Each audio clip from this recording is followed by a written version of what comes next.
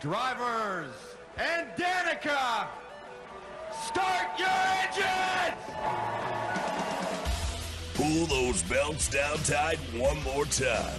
Warm up those tires. Hit your marks and let's go racing, boys and girls. NASCAR, Indycar, Formula One, Formula E, NHRA, and local dirt track and drag strip racing talk.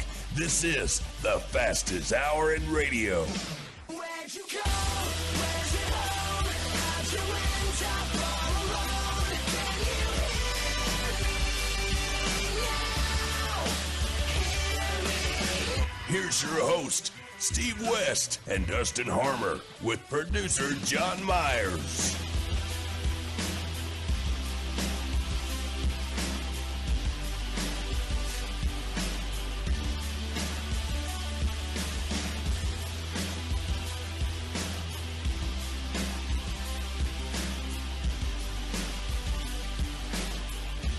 Hey, good morning to you. Small technical difficulties as we kick off the morning, but you know what? Things will get better as we move on. Oh, yeah.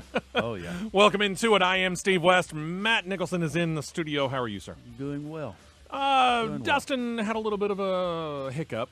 He's on his way. That's a little hiccup. Yeah, it's a little hiccup. It's not necessarily his fault Oh, no. because I generally know him. He pays his bills. So he said the power was out. So alarm, of course, doesn't work when the power's off. Very so, true. you know. Very true. So he's on his way. He'll be joining us here shortly. We'll also be joined by a driver in studio, Patrick Smith. It's going to be in studio, I believe. Yep. Did I get that right? I think it's Travis Smith.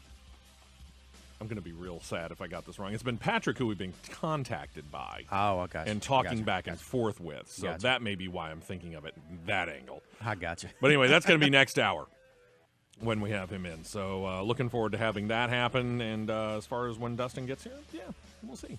Yep, there we go. Yeah, Philip Smith. I'm sorry. Philip. We've been talking That's with right, Philip back and yeah. forth. There we go. I got So you got it wrong all the way around. Yeah, no Yeah, kidding. we all missed. We all missed. If you're listening to the live version, hey, folks, it's early. But we appreciate you checking us out. John Myers over there. Good morning, sir.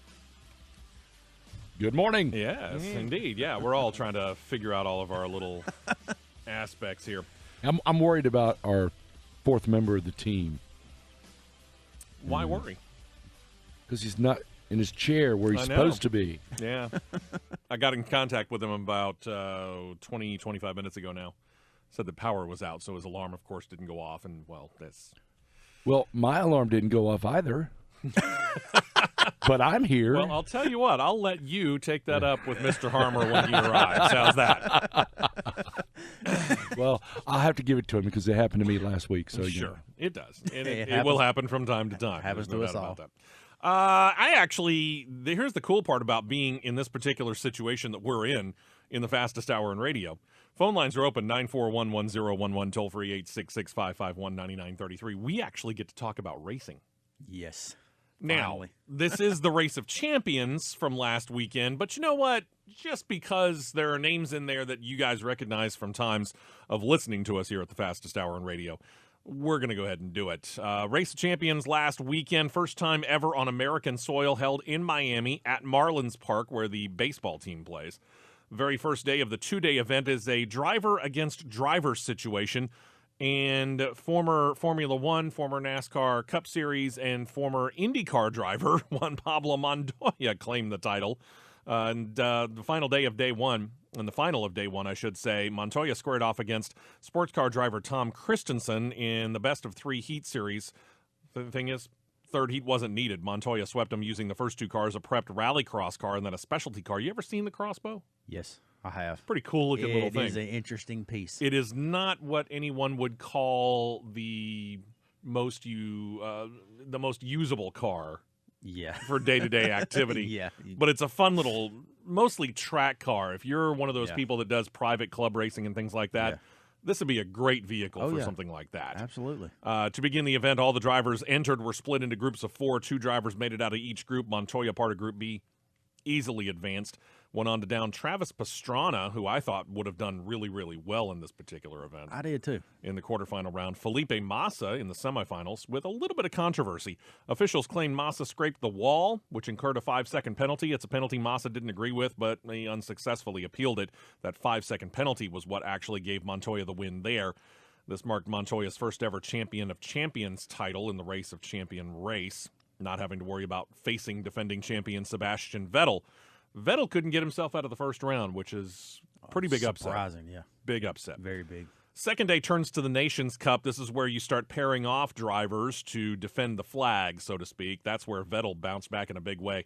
He helped Germany claim the title over the USA. Vettel won all 8 of the races he was entered in on Sunday. He wasn't supposed to run all 8 races. We'll get to that in a second. By the way, in running and winning all 8 of them, he actually beat out the NASCAR brother team of Kurt and Kyle Busch in the final round. Kurt had a sense of humor about it. He said, quote, "We didn't get to race against each other, so we still don't know who the better Busch is, but we know Vettel can whack 2 Bushes in one day." At least he's got a sense of humor about that's it. true. I like that.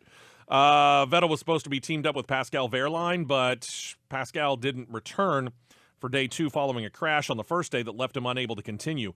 Left Vettel to have to take on all the comers for Germany. Vettel said following the claiming of the title for his home country, quote, "Maybe it helped after yesterday to take it a bit more serious. I started off on the wrong foot, so the day was very short for me. Today I just wanted to get some time on the track and obviously worked out well. Would have been nicer to share it with Pascal." Winner of day 1, Montoya, was edged out by Vettel in the very first semifinal race. That ended Montoya's run of winning 9 in a row to start the year event. Meantime, Kurt and Kyle Busch had to eliminate their fellow Team USA drivers, IndyCar pair of Alexander Rossi and Ryan Hunter-Reay, in their semifinal matchup.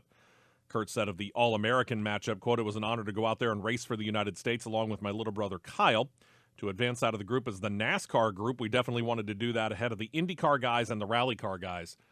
And, you know, you always wonder, is there some sort of pride in doing that? Kurt just answered that question for us. You would definitely think there's some pride in it. I would think Definitely. so. With that said, congratulations to Sebastian Vettel. Congratulations to Juan Pablo Montoya and the country of Germany and all that kind of stuff. All you guys did fantastic. And we're about to confuse the living crap out of people. Yeah. Can we do that at 10 o'clock? No, we're not going to do it at 10 after 6 in the morning. We're going to first talk to one late model Mark, who's calling in early. Everything okay there? Yeah, it's fine, man. I just got a lot to say, and I'm trying to hustle up this morning and get done. So you found a window of opportunity, and you had to take it. That's right, and I'm heading up to Mac.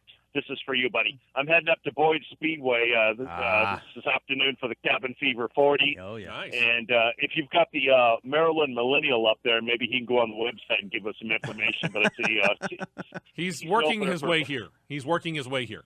Very good. Hey, a couple things. I got about 4 things, and I'll be rather brief as Go for it. usual. As usual, gentlemen. First off, I can't be more pleased that Liberty Media has purchased Formula One, and Bernie Ecclestone is out the door. What a beautiful thing. I absolutely love that. And I need a quick opinion from what you guys think. Steve, since you're pretty sharp on the Formula One stuff, what do you think of the 2017 car specs?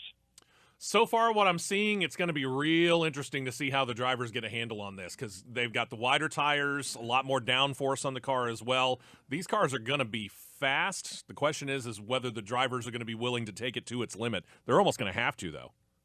I agree with that. I'm very happy with the wider tires and the wider side pods, the wider front wing. But what I think is a very good choice, next to having actual fuel stops again, is the laid-back rear wing that's quite a bit lower to the ground and more laid-back. I think that is absolutely a beautiful move. Next point, have you heard about the U.S. Nationals of Short Track Racing? Have not. Yes, I have. Okay. This is going to be in the third weekend, Friday, Saturday, Sunday at Bristol Motor Speedway. It's going to have That's a combination. the race. Okay, I've got you now. Yes. It's got the Southern Super Series, the Cars Super Late Model Series, and the CRA Super Series. 3 sanctioning groups are going to be running. They're going to run super late models, pro late models, modifieds, and a 4-cylinder class, which should be pretty good. And I guess they're going to be opening the door for any NASCAR drivers who want to race on the Sunday portion. Yep. It's quite an undertaking to have 3 sanctioning bodies of this nature get together and do this. And the cars, and especially the CRA Series, is very sharp for pavement late models. I think it's going to be rather a good deal. It remains to be seen. It could be a wreck fest, but that's going to be happening in May. Next point, Talladega Short Track. Yes. We're supposed to have our schedule coming out in about 10 days or so. Okay. Should be pretty exciting. got some things in the hopper. I'm still trying to beg. Did I say beg? Yeah. Yes, I did. Trying Sure, to why not? beg to get, and so it'll be out pretty soon. But today, the Cabin Fever's up at Boyd Speedway, south of Chattanooga. Hot laps are at 12:30 Eastern Time. They're going to have super late models, limited lates, crates, A hobby and B hobby. I believe it's a 5-division show. Yep. And it should be a good turnout. We're going to see if Michael Page can win 2 in a row, or Donald McIntosh, who won the race before, can win it today. So I haven't been up to Boyd's in 3 years, so I'm looking forward to going up to Tennessee, buying some Powerball and Lotto tickets, and going to see some dang races. There you go. Yep. I'm very thrilled with, like I said, back to the Formula One stuff. I'm very thrilled with that, and it's a long time coming, especially since the article that I read about Liberty Media wants to have a little more American racing to it. They do. You know, maybe another track or two, and I think it's going to be a good thing. Also, the last point now I finally remembered as I'm babbling. Matt's probably heard about this. You know, they had that the Gateway Nationals in St. Louis. Well, they're going to have round number 2 in 2017. Purse is It's up. just going to be late models, 150 maximum. They're going to have a $5,000 to win show on Thursday, $5,000 to win on Friday, and they up the winner purse on Saturday from $20,000 to $30,000 to win $2,000 to start. Hello. So they were very happy with the Gateway Nationals. Many people thought it wouldn't work, that it was going to be a train wreck, and all the experts on some of the websites were proven absolutely wrong on most all fronts. They got Good stuff stuff. to improve on, but it's going to be pretty good. So back to my work. I'm going to get done, have some breakfast, and head up to Boyd's for some racing. I'll give you a report next Saturday, guys. Sounds You good. all take man. care, and I hope you. This is just a joke. Hopefully, don't spend an hour and 55 minutes on this stupid new NASCAR points thing. I'll let you. I guys really rumble don't on want that to. one. Yeah, I got to admit, I my God. really don't want to do it, but good grief, this thing is so stupidly detailed. Yeah. Oh, Steve, I'm so with you on this. I'm just disgusted. You throw the damn green flag. If you have a caution, the yellow comes out. Then the white flag and the checkered. I know. None of this competition caution. None of these segments. I just want to heave. I'll let you go. I'll talk to you later, guys. I appreciate it. Be careful out there. Enjoy See the you, man. racing up at Boyd. See you, Mark. You been to Boyd? Real quick? No, not yet. Kind of one of those things that you want to do. Yep. It's on the bucket list, so to yeah, speak? it's a track that's similar to Talladega. Oh, okay. Similar. It has a lot of similarities. All right. So it's a bucket list track. Yep. And he mentioned Gateway. They're doing this for the second year. Yes. This was the inaugural year Yes. this year. Yep. One would expect there to be small problems for something that they've never done before. You've got little bugs that you need to work out. Mm-hmm. You know, they get to go back there. They'll do it next year. They'll know what they did wrong. They'll fix that situation. Next year, probably some other small little things will come up. Oh, yeah. And as they get going, as long as people start to realize, hey, man, this is a fantastic opportunity to see some really, really good racing. Yeah, in a different environment that everybody's not used to seeing racing in. Yeah. And it's like you said, there's going to be hiccups. Sure. But there were very, very few that I knew of that went on the inaugural year. Right. And a buddy of mine is a photographer for the Lucas Oil Late Model Series that travels nationally. He went up there and shot the race. He said the only issue that he knew of was the ventilation issue for the first few days. Right. But they did rectify that in a way to help it. But he said it was all but flawless. Yeah. He said it was a very good show. A couple of weeks ago, we went out to Talladega Short Track. We saw the 26th 26, yeah. annual Ice Bowl. There was a first Ice Bowl. Did it go off flawlessly? Probably not. Right. You know, but as you go through the course of time, Yeah. everything starts to smooth out because you yeah. learn the lessons of what did go wrong from the You know previous what year. what to fix from the year before. Yeah, and if you're going to put this thing in a dome, which the Chili Bowl knows about this. Yeah. You know, they're in a dome out in Tulsa, Oklahoma. Yep. They learned all of this stuff over the course of running, what are they up to, 30 some odd? 34, 35, 34, something 35, like that. something like that, yeah. So over the course of 30-plus Chili Bowls, they've learned Yep. the ins and the outs. Yep. They'll get this in St. Louis, and they'll Oh, get yeah. it right. There's yeah. no problem there. Unfortunately, NASCAR apparently hasn't learned that lesson. Nope. God, do we really want to do this, or we want to wait until Dustin gets here? Just look for the leader of NASCAR, and you have your answers. There you go. Oh, Yep. God, you're not kidding. Do we want to wait until Dustin gets here? That's fine. That'll give me time to take something for a headache because I'll probably have it after this. All right. Yeah, we'll come back to this. Get you some goodies. I mean, I'm looking at this, and I'm just absolutely Yeah. It's unreal. I saw it come out, and the first thing I said was, huh? Yeah. It makes me want to not watch NASCAR. Yeah. Oh, my God. It's just going to be so confusing. It makes me want to watch straight ARCA all year long. Well, you know what? We got a couple of people who might be in with you on that. It'd be better. Yeah. You might be right. All right, so we're going to skip over that. We'll come back to it when Dustin gets here. In the meantime, let's talk about some other things here. Carl Edwards continues to be a topic of interest in NASCAR. The Associated Press talked to all of his 2016 Joe Gibbs Racing teammates. Hamlin was interested in what might be next for his now former teammate. As far as what he just did within the past couple of weeks, Kyle Busch said this, quote, he had a shot to win a championship, then all of a sudden he just decides he doesn't want to do it anymore. It's kind of a shock to everyone, I would presume. It's his own decision to make. You've got to give respect to a guy when he said he's had enough and he's done and he walks away. If that continues to hold true, more power to him. But if there's something else waiting in the wings, we'll all have to find that out. That's what we've been kind of assuming. And we heard from late model Mark a couple of weeks ago, talking to some people out at Talladega Short Track who said that, well, this necessarily wasn't Carl Edwards' choice. Yeah. That there's a whole lot of things going on in the background that apparently either his teammates don't know about or they do, and they're towing the party line. Yeah, right. And they can't say. Right. Matt Kenseth kind of echoed Kyle Busch saying, quote, I called him. I asked him why straight out when I hung up. It was probably less clear than before I picked up the phone. I tried to listen to what he was saying. I tried to listen to what he wasn't saying. I didn't really come up with anything. Carl's always been his own guy, right? He kind of does his own thing. If he's decided that that's what he needs to do at the time, it doesn't shock me. He actually went through with it. And then there's his fellow Missourian, I think that's right, Jamie McMurray. He was caught off guard. He said, quote, I was completely taken aback. Maybe there's something in here that I knew, but I was blindsided by that. Honestly, I hope more comes out of that story. Yeah. As it is, Edwards did say that he's got a whole lot of interest outside of racing when he talked to the Associated Press. He actually named 3 of them during his press conference that announced he was leaving the number 19 Toyota Camry, even though he has a year left on his contract with Gibbs. He cited his interest in aviation, agriculture, and politics. I'm talking about 3 things that don't sound like they go together. No. By the way, that last one, politics, caught the attention of a Missouri professor, Terry Smith. He's a political science professor at Columbia College, not Columbia University, not the Ivy League school. This is Columbia College. Smith speculated Edwards is set to challenge current Missouri Senator Claire McCaskill to the 2018 election. McCaskill, a Democrat, should be well known to fans who listen to us here on the Fastest Hour in Radio. She's that lady that spearheaded all those efforts to have all military branches in their sponsorship in motorsports. Yeah, we've talked / beaten her up plenty of times. Yeah.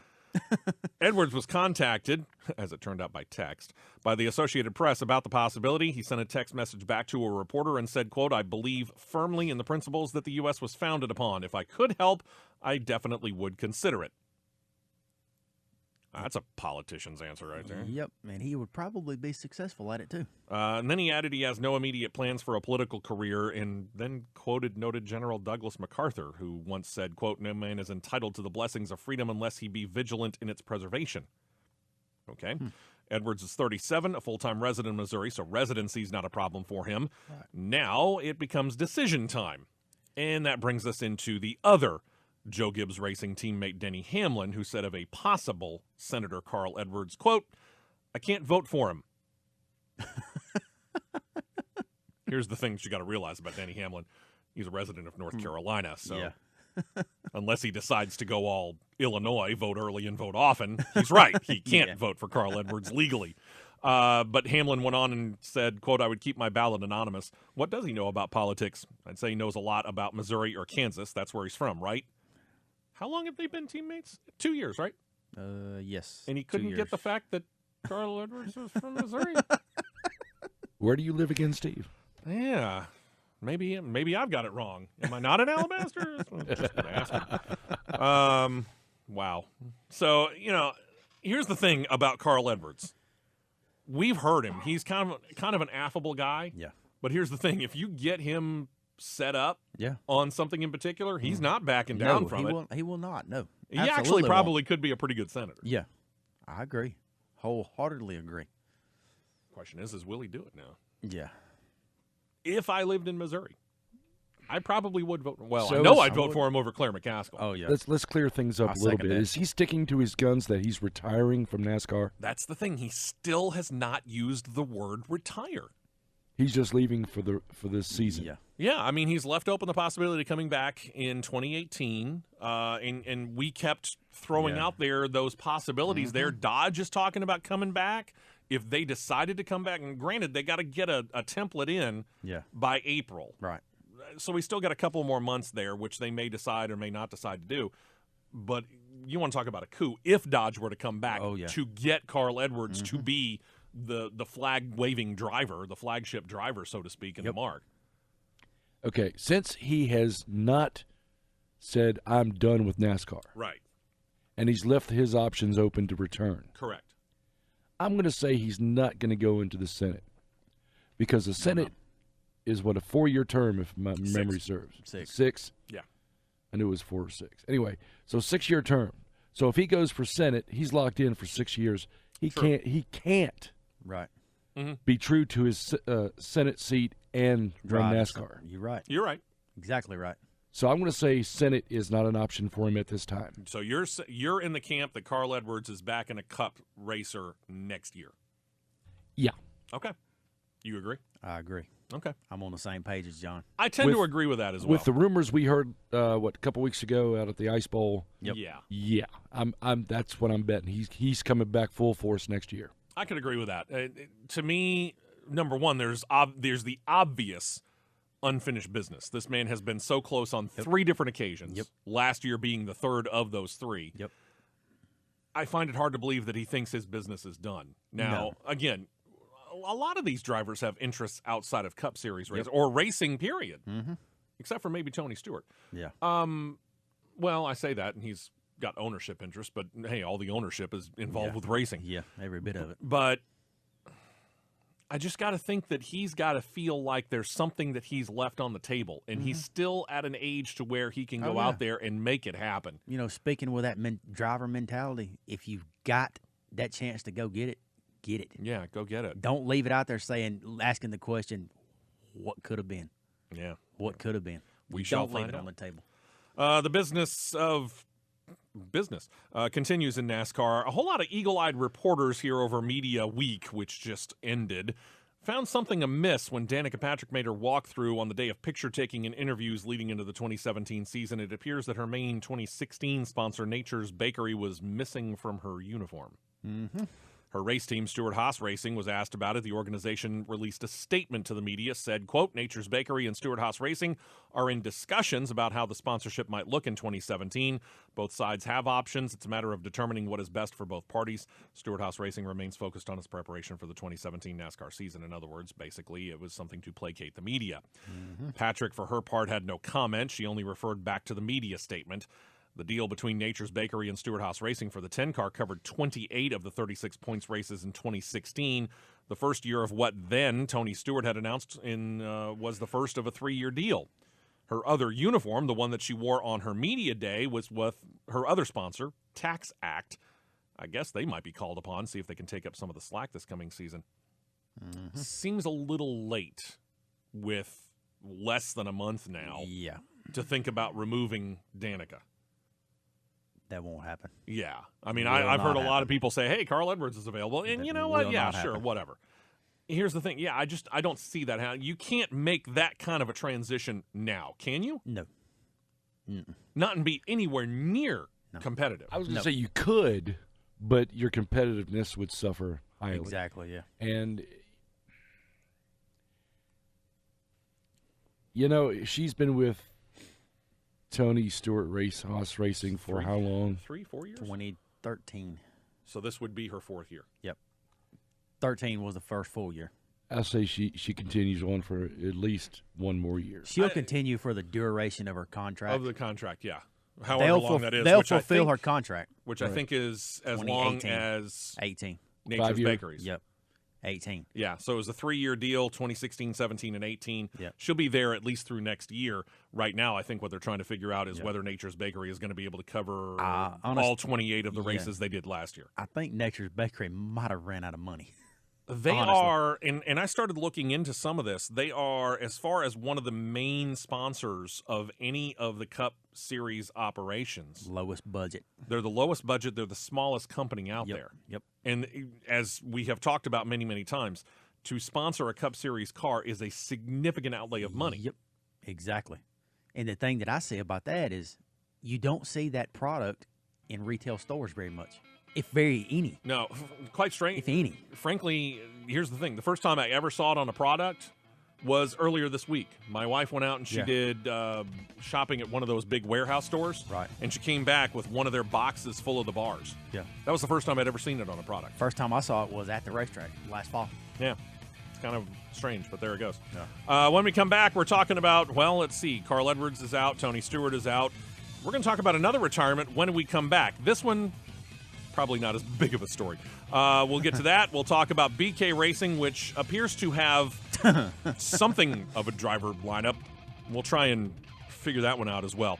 Stay close. We're just underway here on the Fastest Hour in Radio.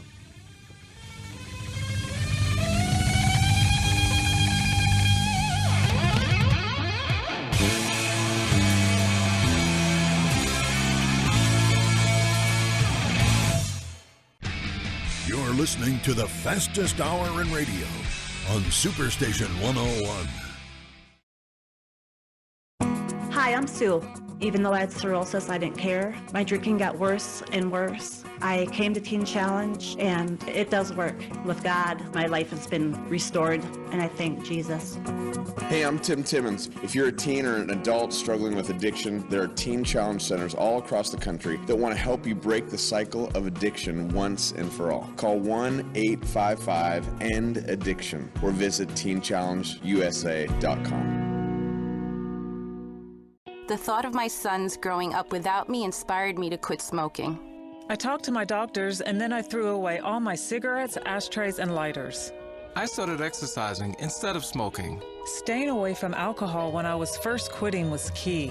I kept on trying, learned something each time. Do whatever it takes. No matter how many times it takes. We did it, so can you. For free help, call 1-800-QUIT-NOW. A message from the U.S. Department of Health and Human Services and CDC.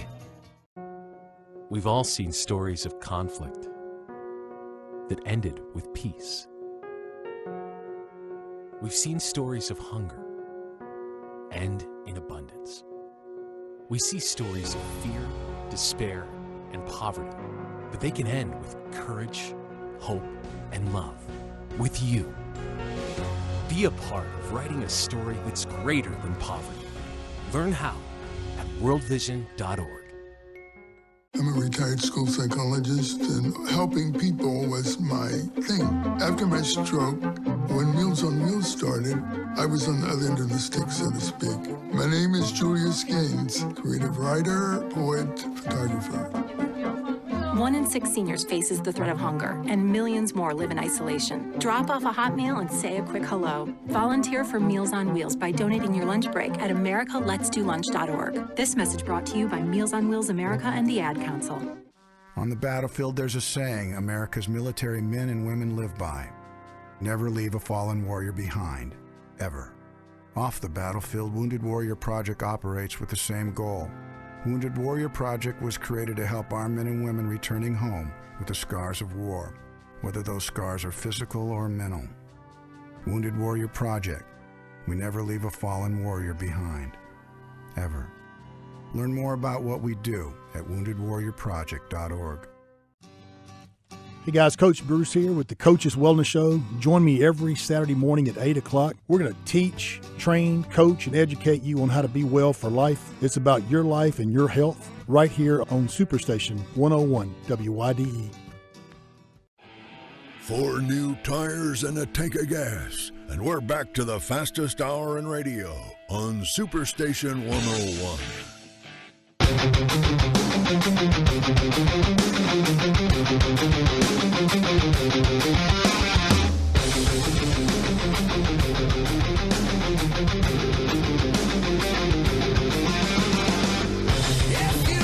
Hey, welcome back in. I'm Steve West. That's Matt Nicholson. John Myers over there. Dustin Harmer is somewhere. MIA. Yeah, somewhere between home and here. Yeah, I'm really getting worried about him now. Unless he's driving like, I don't know. He's driving 280. A granny. No, he's driving 280. Yeah. How much did he oversleep? Let's just say that when I called him at about 20 minutes before 6 o'clock, he said he just woke up. So he might make it for the second hour. He might. Close. You know we have to bust on you, Dustin. I know he's listening. All right, so Tony Stewart steps out of the car. That was expected. He'd announced that in 2015. Carl Edwards steps out of the car 2 weeks ago. Totally unexpected. And then another retirement coming to NASCAR. Not until after the season opening Daytona 500, however. I guess this probably really doesn't come as much of a shock. Michael Waltrip has announced he's going to run the Daytona 500, attempt to win the race one more time before he's done with racing from behind the wheel. He'll still be in broadcasting. Waltrip is now 53, said Thursday he's going to make the race that he's won 2 times, his final event. And while he didn't state who he would be driving for, his sponsor did. Aaron's, which has been a longtime sponsor of Michael Waltrip as a driver and former team owner, announced that they're going to accompany Waltrip along for the final ride, driving for Premium Motorsports. Waltrip, say what you want about Michael Waltrip, who only has, what, four wins in his career, all of them on restrictor plate tracks. Yep. The man is good at a restrictor plate track. Oh, yeah. But you're only as good as your equipment. Premium Motorsports? If I was a betting man, I guarantee you that car has some type of a tie to a Joe Gibbs car. You think so? And has a TRD engine in it. Okay. I'll buy that. Not counting, by the way, again, the upcoming Daytona 500. We just mentioned it. Waltrip's 783 career starts to his credit. 4 wins, all of them on restrictor plate courses. 2 of those times at Daytona 500. He stepped out of full-time racing after the 2009 season, but he's running a couple of restrictor plate races each season since then. And should he qualify, which, by the way, no charter, so he has to get in on time or through the qualifying races. This would mark Waltrip's 30th career Daytona 500 start. He said, quote, "When you're a NASCAR driver who has the privilege of racing here, you love Daytona no matter what happens. It's my 30th and final Daytona 500. I'm just going to enjoy every moment and be happy that Aaron's has given me one more opportunity to hoist the Harley J. Earl Trophy." There's a part of me that wants to root for him in some ways. Yep. You know, because Michael Waltrip, say what you want about him being goofy and all that kind of stuff, Michael Waltrip has always been a class act when it came to being a guy who was willing to talk to the media and really easy to get along with from everything that I've ever heard when it comes to the fans. I wholeheartedly agree with that. So, but Premium Motorsports? Does it have the power behind it to be able to make it work now becomes the question. I think so. All right. It's So a you think Wizard of Oz car. With it being his last race, You think he'll you be a feel like threat. he makes the race? Oh, yeah. Okay. Does he have a really good chance at winning it? He'll be a threat. Because I heard somebody say, "Oh, he's the first caution flag," and I He'll really be a kind of threat. wanted to take him. I wanted to take him to task. Do you realize that despite the fact that the man has only 4 wins, they're all at restrictor plate tracks? He's going to be a threat. I'll leave it at that. I mean, it seemed like every time I remember watching the Daytona 500 with a Michael Waltrip in it, it always seemed like no matter what car it was, he always seemed to be running within the top 10. Yeah, he would sneak his way up there in a hurry. Yeah, and I've seen him run everything from Pontiacs to Chevys to Toyotas to whatever. What just hit me? I think that 15 car is locked in. I think they got the charter from the 46 car. Once Harry Scott shut his team down, I think they picked that charter up. So, in other words, this is actually a full-time ride and just Michael's being inserted for this one race. I think so. I read something that... We might need to look into that. I read something that car is locked in. I can't remember where I read it, but I saw something. Yeah. He'd be all right with it. But again, every time I've ever really seen him as far back as I can remember and really paying attention, I'm not saying all the way back to 1979. He didn't run in that one anyway. Yeah. But the first time I really started kind of paying attention to the Daytona 500, which was mid to late 80s, it seemed like every time I looked up, Michael Waltrip was up there, and you're like, Michael Waltrip? Yeah, he's with that older generation, I'd say, from that group. The 2 probably best restrictor plate races that are probably underrated the most, Michael Waltrip and Mike Wallace. I can agree with Mike Wallace, too. Every time Mike Wallace is in a plate race, he is in the front in a rapid pace. Yeah. In a hurry. I agree. Some people just know how to run in that particular situation, and Dale Earnhardt Sr. was a master at it. BK Racing has finalized their 2017 driver lineup. They've selected Greg Galding and Corey LaJoie to pilot their entries for most, keyword most, of the season. LaJoie is a third-generation racer. If you remember the name Randy LaJoie, he is the son of Randy. Corey is he won in what is now the Xfinity Series title back-to-back years, talking about Randy, 1996, 1997. Corey just hasn't really had the same kind of luck right now.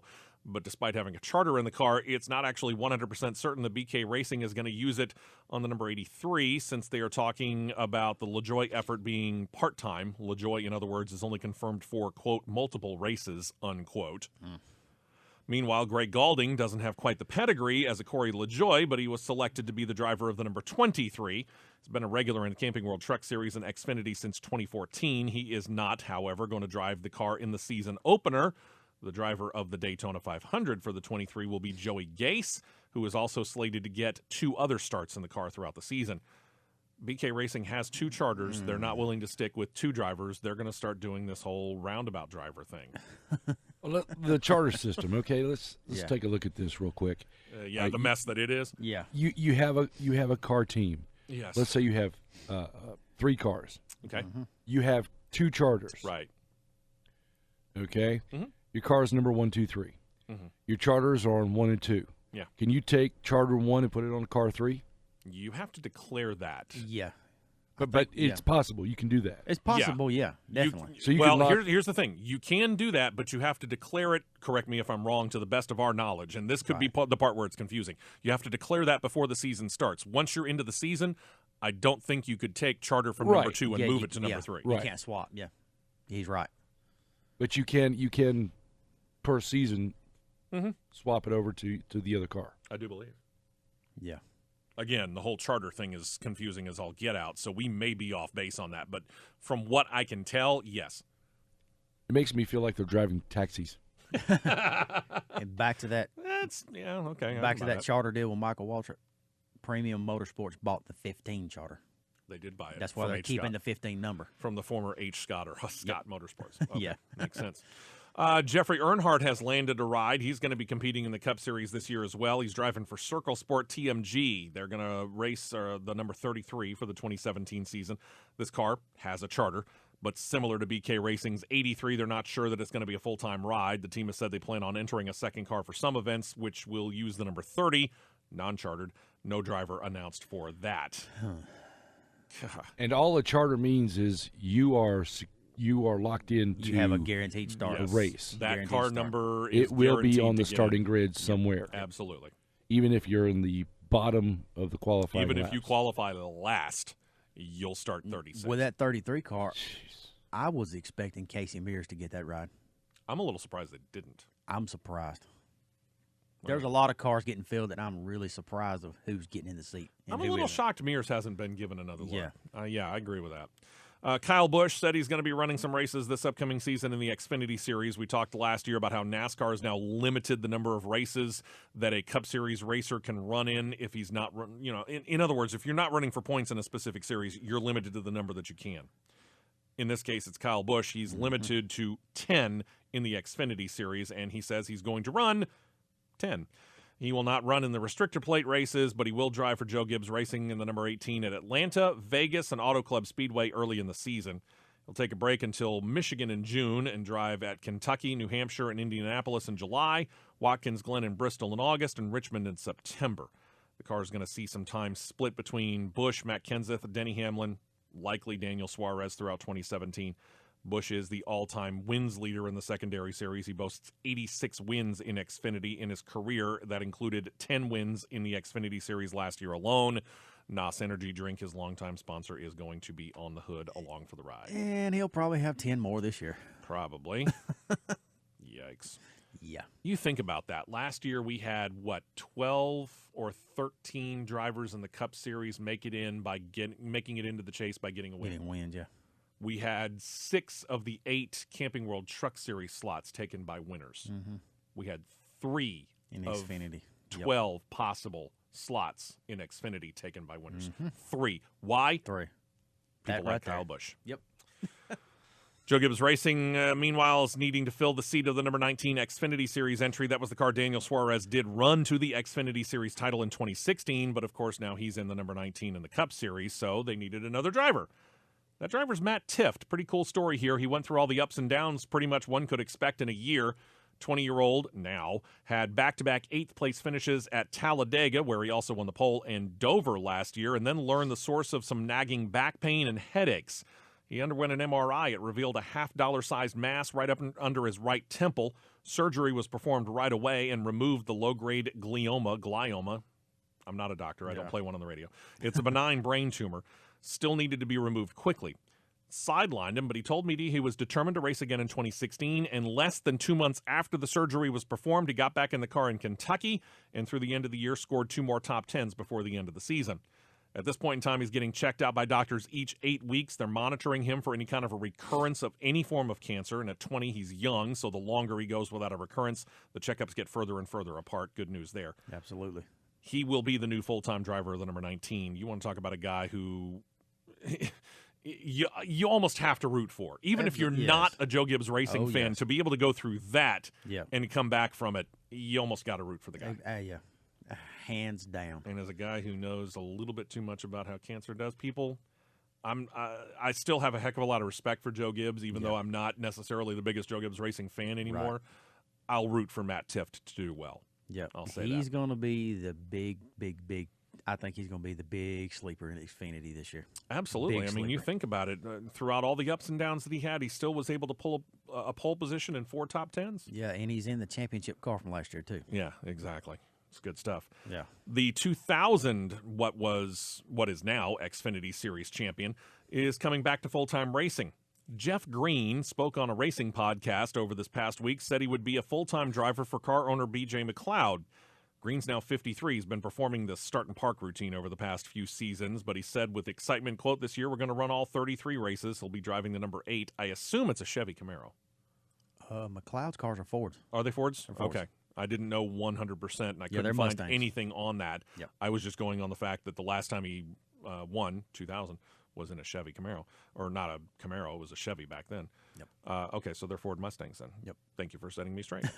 Brad Keselowski Racing set their 2017 Camping World Truck Series lineup. They're going with Austin Cindric, who's been a part-time BKR racer over the past couple of years. Now he gets a full-time chance. He'll drive the number 19 Ford F-150. He's one of those guys that's kind of like Michael Waltrip. It seemed like every time he had the chance to get out on the track, he performed well, and I was always kind of surprised at why he never really got that chance at full-time. And I know he's been splitting his time. He's one of the youngest drivers in Tudor United Sports Car Racing. Yep. I don't think he's stepping out of that. He's just kind of scaling the sports car racing back, and he's kind of concentrating now on the Camping World Truck Series. He's a good candidate for going someplace this year. Yeah, I agree. And I wouldn't overlook his teammate either. No. The other driver is the Ford development driver, Chase Briscoe, who takes over the number 29. Briscoe, in case you're wondering about his qualifications, has caught the eye of no less than Tony Stewart, who said he will be keeping an eye on Briscoe's progress throughout this season. Stewart said he raced against Chase's father, Kevin, on dirt, so he knows Chase's raw talent. Here's the thing. Could that mean a possible future in Xfinity for Chase with Stewart-Haas Racing? Now, this would likely mean an expansion of the Xfinity operation. It's currently only a single-car operation, and they've got Cole Custer as their driver. But if you stop and you think about it, he's a Ford development driver, which means he's signed to Ford. He happens to be seconded to Brad Keselowski Racing, which means at this point in time, Stewart-Haas Racing, if he does well this year, could lay a claim, start up a second Xfinity Series operation, which would only help Cole Custer, quite frankly. Yeah, absolutely. And boom, here we go. You know, with them having that limited schedule with a 41 car, that's if Briscoe has a strong year and wins 3-4 races, you'd be hard pressed not. I would be hard pressed to not believe that they wouldn't go to a second car. Yeah. So they've got the 00, which is Cole Custer's. They got the 41, which is a part-time entry. Kevin Harvick's going to run about 4 times. But that means they've got now the number 41 available to them in the Xfinity Series. Boom. It just seems to. If, again, a lot of this has to do with Chase showing that his raw talent can be put onto the track at NASCAR. And we'll talk to the guys at ARCA because he's been running ARCA. They speak highly of him. So the pedigree is there. We'll have to find out whether it happens or not. Last week we talked about, as we move over to open wheels, we'll get back to NASCAR in just a little bit. Dustin is on his way. We'll confuse the heck out of him and Save ourselves. the good stuff for him. Yeah, really. We'll confuse the heck out of him and ourselves and all that kind of stuff coming up. Last week we talked about the desire of IndyCar officials to add another engine maker to the series, taking on Honda and Chevrolet. We mentioned a couple of possibilities, and Dodge is trying to figure things out, so the only other American make left was Ford. As we kind of went around here, we weren't too sure about it, but it was the only American make left. Again, Dodge, they're going to return to NASCAR. They're not going to IndyCar. Ford has been in IndyCar. Now we can officially scratch them off the list. Dave Parasak, I don't know, Ford has denied that Ford is considering any kind of a return to IndyCar competition anytime in the near future. Spoke to motorsport.com, said he was aware of some speculation. Hey, he's listening to the show. Thanks, Dave. But said it has no basis. He said, quote, yeah, there's rumors flying again. It's crazy. There are no plans for us to return to Indy. I can tell you we're not looking to do that. You then added in something of a shot at the series, in my opinion. Quote, it's partly due to relevance. Yeah. If I'm IndyCar right now, I'm quite upset at that particular comment. He did go on to say, though, IndyCar is fun. It would be great to go and do it, but it's not why we do what we do. It's just not at the heart of what we're doing in motorsports. Ford at this time is only concentrating on those series that they say have a direct impact on their street car offerings, so they're limiting themselves to NASCAR, GT Supercars with the Ford Fiesta and the GT40 and World Rallycross. Here's the thing. IndyCar's running turbocharged V6. Yep. They've got that EcoBoost engine, which I understand is a 4-cylinder. I get it. I think they make them in 4 and 6. One would think that this would benefit you. Yeah, you would think so. This would be a fantastic engine program for you to be able to continue to learn things. Yeah. Ford Eco, they're branding IndyCar with a Ford That's EcoBoost. true, too. The new, is it the base engine now in the Ford F-150? Yeah, it's the EcoBoost. Is the turbocharged V6? I think so. Don't tell me you can't learn something out of this. I mean, the handling characteristics and all that, okay, maybe you can't get it. Yeah. But as far as the engine technology, yeah, you can learn from this. Yeah, you could. You can't tell me that Honda and Chevrolet aren't learning things from putting a turbocharged V6 out there for IndyCar drivers. Oh, yeah, probably every time those I've been at Barber and stand by the cars and watch the engine guys from Chevrolet and Honda. Every time they plug those laptops up into those IndyCar computers, they probably learn something every time they push a button. So Got to. I don't know whether this is him trying to throw us off or whether he's actually telling. I'm kind of believing he's telling the truth here, but I can't believe that he would think that there is no real direct impact for that car company if they were to get into IndyCar. I just don't believe that at all. I guarantee you, if they came back and they jumped on the 2, 3, and 12 cars of Roger Penske, I guarantee you. He'd jump on it in a heartbeat. In a minute. You know it. One more note in IndyCar, the website Stadium Journey, yeah, there is one, has released a list of their top places to experience sports of any sport. 3 racing venues made it. 2 of them are IndyCar venues. The site places the homes of the Firestone Grand Prix in St. Petersburg and the Honda Indy Grand Prix of Alabama as 2 of the best in the entire United States. The city of St. Petersburg, Florida, called out for the accessibility of all aspects of the course. It's called it extremely walkable. It's all centered around the downtown waterfront area, and it all gives fans a close-up view of the competition. Barber Motorsports Park, not too far from our palatial studios here at the Fastest Hour in Radio, was called by the website the Augusta National of Motorsports. If you've ever been to Augusta National as far as a golf course, you may not be a golfer, but you want to talk about one beautifully landscaped place. Yep. Unreal. They also claimed it, quote, one of the hidden gems in the racing world, going on to proclaim it a premier racetrack that rivals any others in the country. Who would have known that a track in the middle of the Deep South, not called Talladega, would provide fans with one of the best racing experiences in the world of sports? Dustin and I have been out there. You've been out there for IndyCar weekend. Several times. You haven't been out there yet. We're going to have to rectify that. Let's take the word wreck out of that. We're going to have to fix that. We're going to have to make that happen because he's right. Yeah. It is an absolutely beautiful place, wonderful experience, and Barber Motorsports Park they do it up right. It's immaculate. They do it up right. It is immaculate. They really do a fantastic job. If you'd like to know from the top 10, from 10 to 1, Barber Motorsports Park came in 10th. Durham Bulls Minor League Baseball Park came in at number 9. I always think about the movie Bull Durham. In at number 8. In at number 8, get this. In at number 8 is LSU.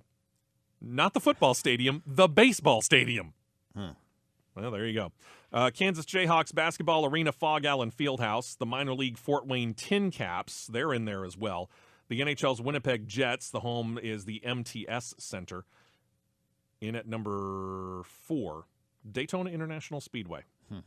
So they get in there Not in the top surprised 5. with that one.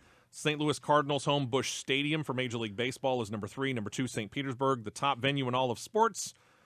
The home of Dustin's Baltimore Orioles, Oriole Park at Camden Yards. I have been there as well, and yeah, I will agree. It is a beautiful facility. No doubt about it. Into Formula One, the FIA, the governing body for Formula One, has simplified the penalty process in F1. The goal is to reduce the amount of penalties handed down for on-track incidents. Of course, officials had several different possible penalties in the past couple of years, including forcing a driver off the track, impeding another driver during overtaking. All of those things have been eliminated, and it's been replaced with one penalty, one simple penalty.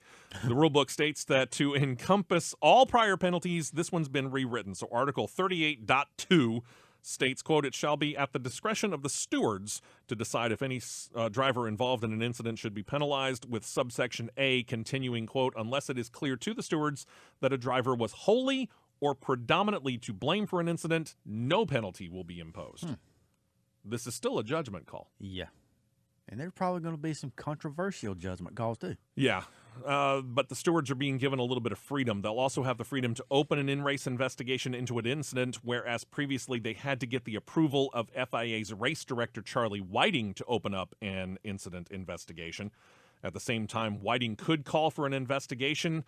The race stewards now have the ability to overrule them. If they look at it and think that Whiting is off base, they could choose not to perform one. Probably because Bernie's gone, they're changing the rules now. You mentioned that. Late Model Mark mentioned that earlier on here. The new owners of Formula One officially are Liberty Media? Owners are, the company is.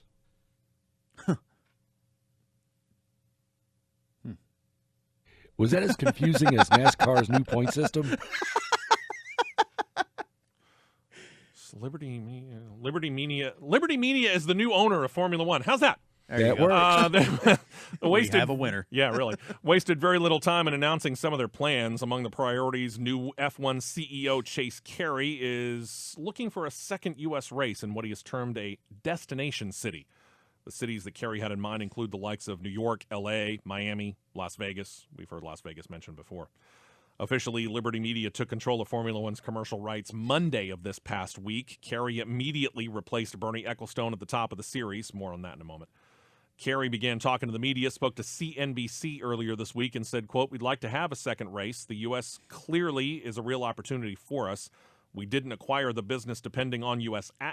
success, but there are real upsides for us in the U.S. market.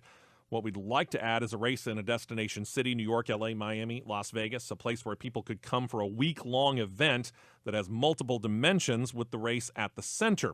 In other words, in his not-so-direct words, he's effectively seeking to make the U.S.-based races, Austin Circuit of the Americas course, and whatever city he might be able to strike a deal with, and try and make it something of a Super Bowl-type atmosphere? Yeah, maybe. A party week for F1. Yeah, kind of. That's what he's looking for. Carey said, quote, "I think there's an opportunity on the events side, making our events bigger, broader, better. I've talked about having 21 races. Yeah. We should be having 21 Super Bowls." He's talking about doing this all around the world. Yeah. Now, in some cases, we're Right. already seeing that. I mean, Mexico, you want to talk about Mexico City doing an amazing job with the Mexican Grand Prix. Yeah. They do a fantastic job, and some of the other places in and around the world do a great job. I think Austin does a credible job. Yeah. They might be able to do it a little bit. I mean, they've been getting top-name talent to come out. I think last year they had Taylor Swift. Yes. And regardless of what you may think of her singing, she's still an A-list singer. yeah. Oh, yeah. A big-time award-winning singer. So they're getting A-list talent. Can you make it a week-long event? 3 days, maybe. 3-4 days tops? Yeah. I mean, they don't even really do that with the Super Bowl if you stop and think about it. No. So, I don't know. Time will tell. By the way, he finished, quote, "We have only one race in every country. We should make these week-long extravaganzas, entertainment, music, events to capture the whole city, not just the events at the track. It's an opportunity for us over time to grow the dimension of the business."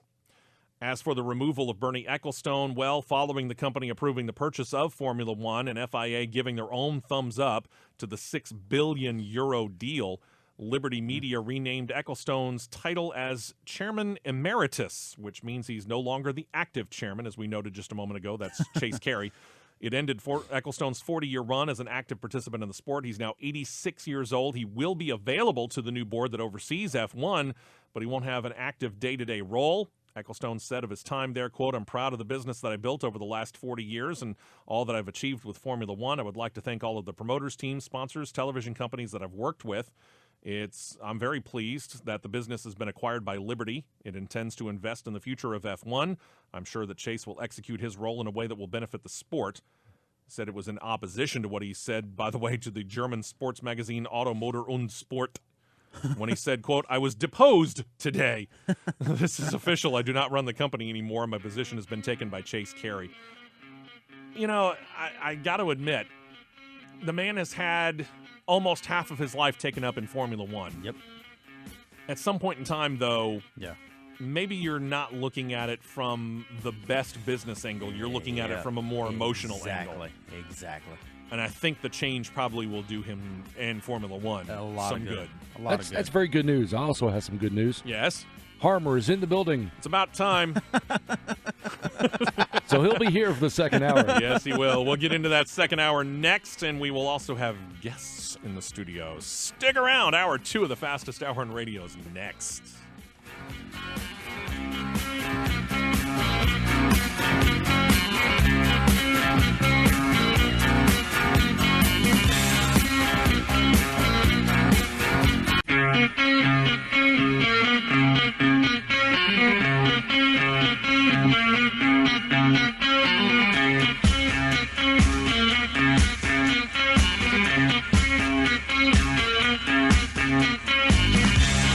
Hey, welcome back in. Hour number 2 of the fastest hour in radio underway. Welcome in, Dustin. Good morning. How is everything? Everything is peachy. Yes? Yeah. How's the roadkill along Highway 280? Well, you know, did you add to it? No, I can neither confirm nor deny any actions on my part. Right. I know the house was dark. Got that. Yeah, it was extremely dark. Do you know how difficult it is to move around your house in the dark? Yeah, I know. With only a cell phone light to guide the way. Yeah, at least you had that. Yeah, until I tripped over the dog. When you hear, there she is. I was like, oh, little mama. Yep. Woke up and the power was out. Yes. Welcome to it. But welcome in. We appreciate it. Yeah. We have our guests in studio, the gentleman who I called Patrick an hour ago. Yes, not Patrick. Philip Smith. I forgive you. I appreciate that very much. And you have brought the racing progeny. Exactly. Travis Smith, a.k.a. Smooth Smitty. Smooth Smitty. I like it. Smitty. Very nice. Okay, we're going to get fully into this, but let's go ahead and get a little bit of an idea here. What are we running this year and where? Crate late model, and kind of just everywhere around here. We go Tennessee, might even try Georgia some this year. Okay, so you're going to be traveling around then. Yeah. You're using Talladega as a home base? No. Moulton. Moulton. Yeah, thank you. Well, condolences to the Burns family. We lost Wayne Burns a week ago or so, and condolences to them. And yeah, Moulton's like 20 minutes from home. Okay, it's hard to beat. Yeah, and that's home track. And but yeah, we went to 7 different tracks last year and raced. Okay. Yeah. So just starting to expand it out just a little bit more. Yeah, just try different stuff out. We did this last week. We had Joey Jatina in. We're going to have you guys feel free to comment on anything that we're talking about here. And we're going to try and rapid fire here. And hopefully by the bottom of the hour, we'll be done with the news. And then we'll be able to spend 7:30 to 8 o'clock with you guys fully. But right now we get to confuse the heck out of everybody. Yay! John, you got a goodie powder? I did bring the Excedrin. Yeah, I might need. Matter of fact, no, never mind. NASCAR has unveiled a new point system. First day of NASCAR Media Days in Charlotte, the system divides each points event into 3 stages. At the end of the first and the second stages, the driver in the lead gets 10 bonus points, second place 9 for every position down to 10th. It drops a bonus point down to 10th place getting 1. Anybody who's 11th or further behind gets no bonus points. And you get a caution flag, and then you start segment 2. You get a caution flag, you start segment 3. Then at the end of the race, which, by the way, they've said, and this makes no sense to me whatsoever, each segment the first two segments will be between 25 and 30% of the total laps run. Why can't we just break it down into even thirds? But Steve, that would make sense. That's right. We got Brian France. I forgot. Thank you. You're killing me, Smalls. Oh, wait. There's more. There's more. There's more. At the end of the race, the winning driver gets 40 championship points. That's the same. Second place gets only 35. In other words, NASCAR's trying to put a bigger emphasis on winning, which I think they've got the wrong emphasis on the wrong syllable. Second place is 35. Third place is 34. It drops 1 point per position until you get to 35th finishing position. From 36th through 40th, you only get 1 championship point. So Danica will get nothing. No, she'll get every 1. week. Not well. She'll get 1. At least 1. There's also going to be bonus points for winning stages, which carry through the regular season into what we had previously called the chase before this upcoming season. That was officially. It's now effectively going to be called pretty much what everybody else has always called it, the playoffs. Because nobody really addressed it as the chase. It's the playoffs. It's the playoffs. So they simplified that. All right. NASCAR Vice President Steve O'Donnell told media during the announcement, quote, "Every sport I'm aware of makes enhancements almost every single year to improve fan experiences." Now, NBA went to the three-point line 30 years ago. It didn't change the entire game. It changed the strategy and rewarded players for different moves. The NFL moved the PAT back, which I'm not really all that big a fan of. But anyway, to me, that's what this is. I don't look at this as a drastic change by any means. Really? You don't?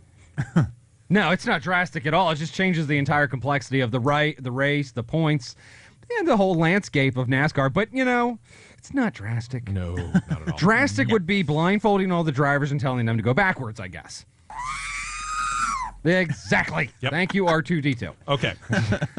Some of this will be a repeat, but I found this, and my thanks to the folks at jski.com, because this was the best breakdown I could find of ESPN and motorsport.com and Fox Sports and NBC and MRN and blah, blah, blah. You almost need a degree in rocket science. Hey, somebody from Huntsville called. At the end of the race, the winner gets 40 points. Second through 35th awarded points on the 35-2 scale. Those finishing 36 to 40th awarded 1 point. No bonus points for leading a lap or leading the most laps. So those bonus points are out.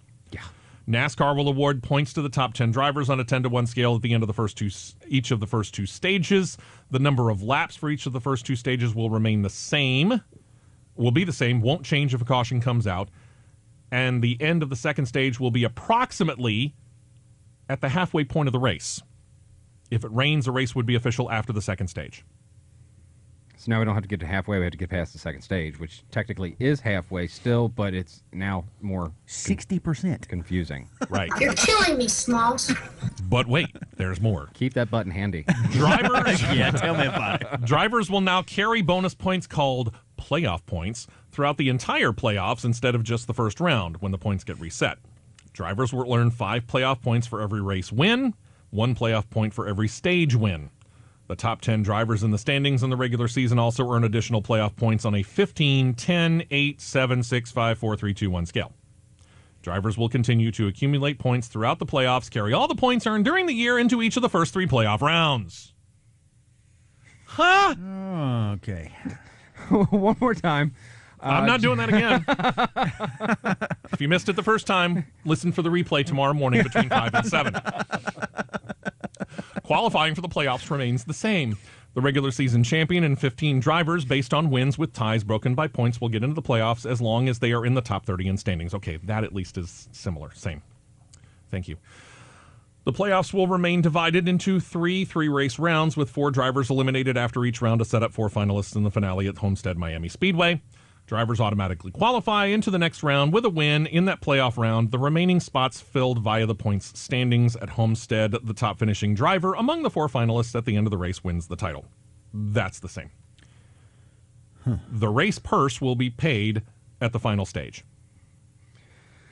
Okay. The 150-mile qualifying races at Daytona will be worth points to the top 10 drivers on a 10-1 scale, just like a race stage, but the winners do not get bonus points for the playoffs.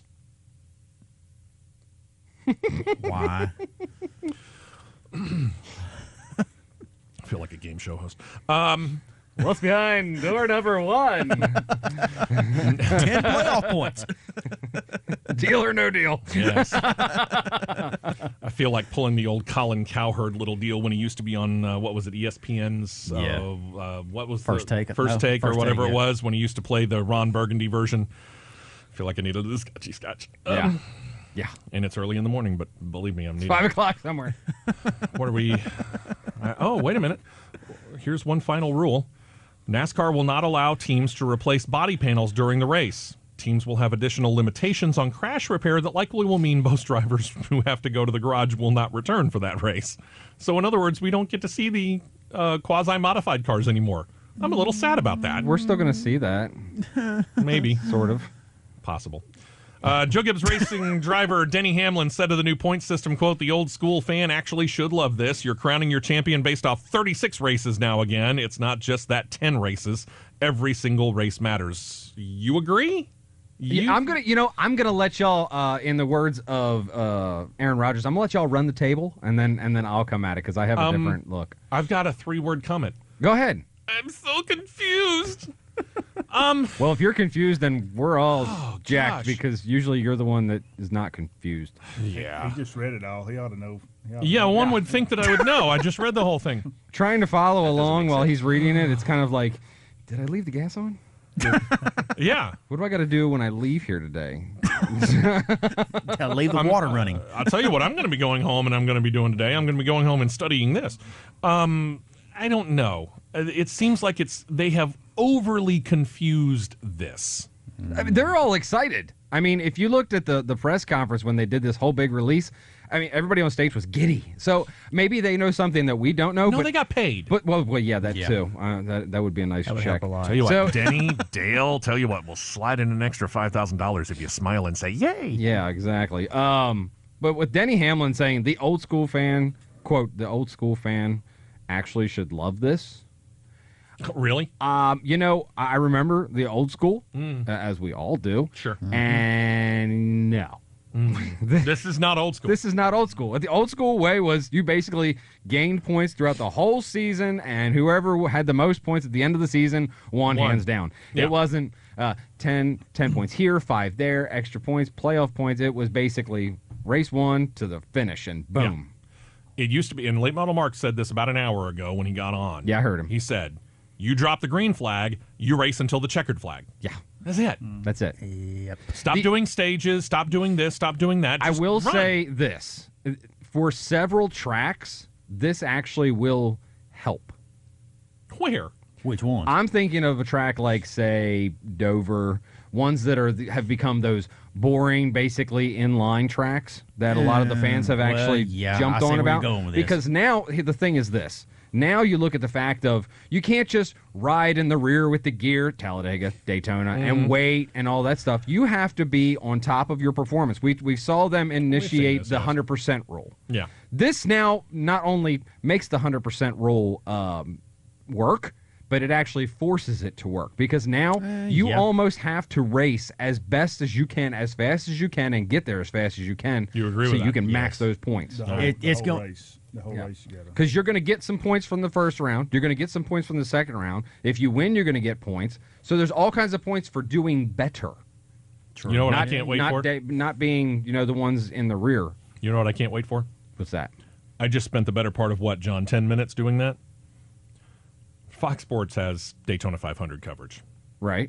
They're going to add an extra half hour to the pre-race coverage just to explain this. They might need a full hour.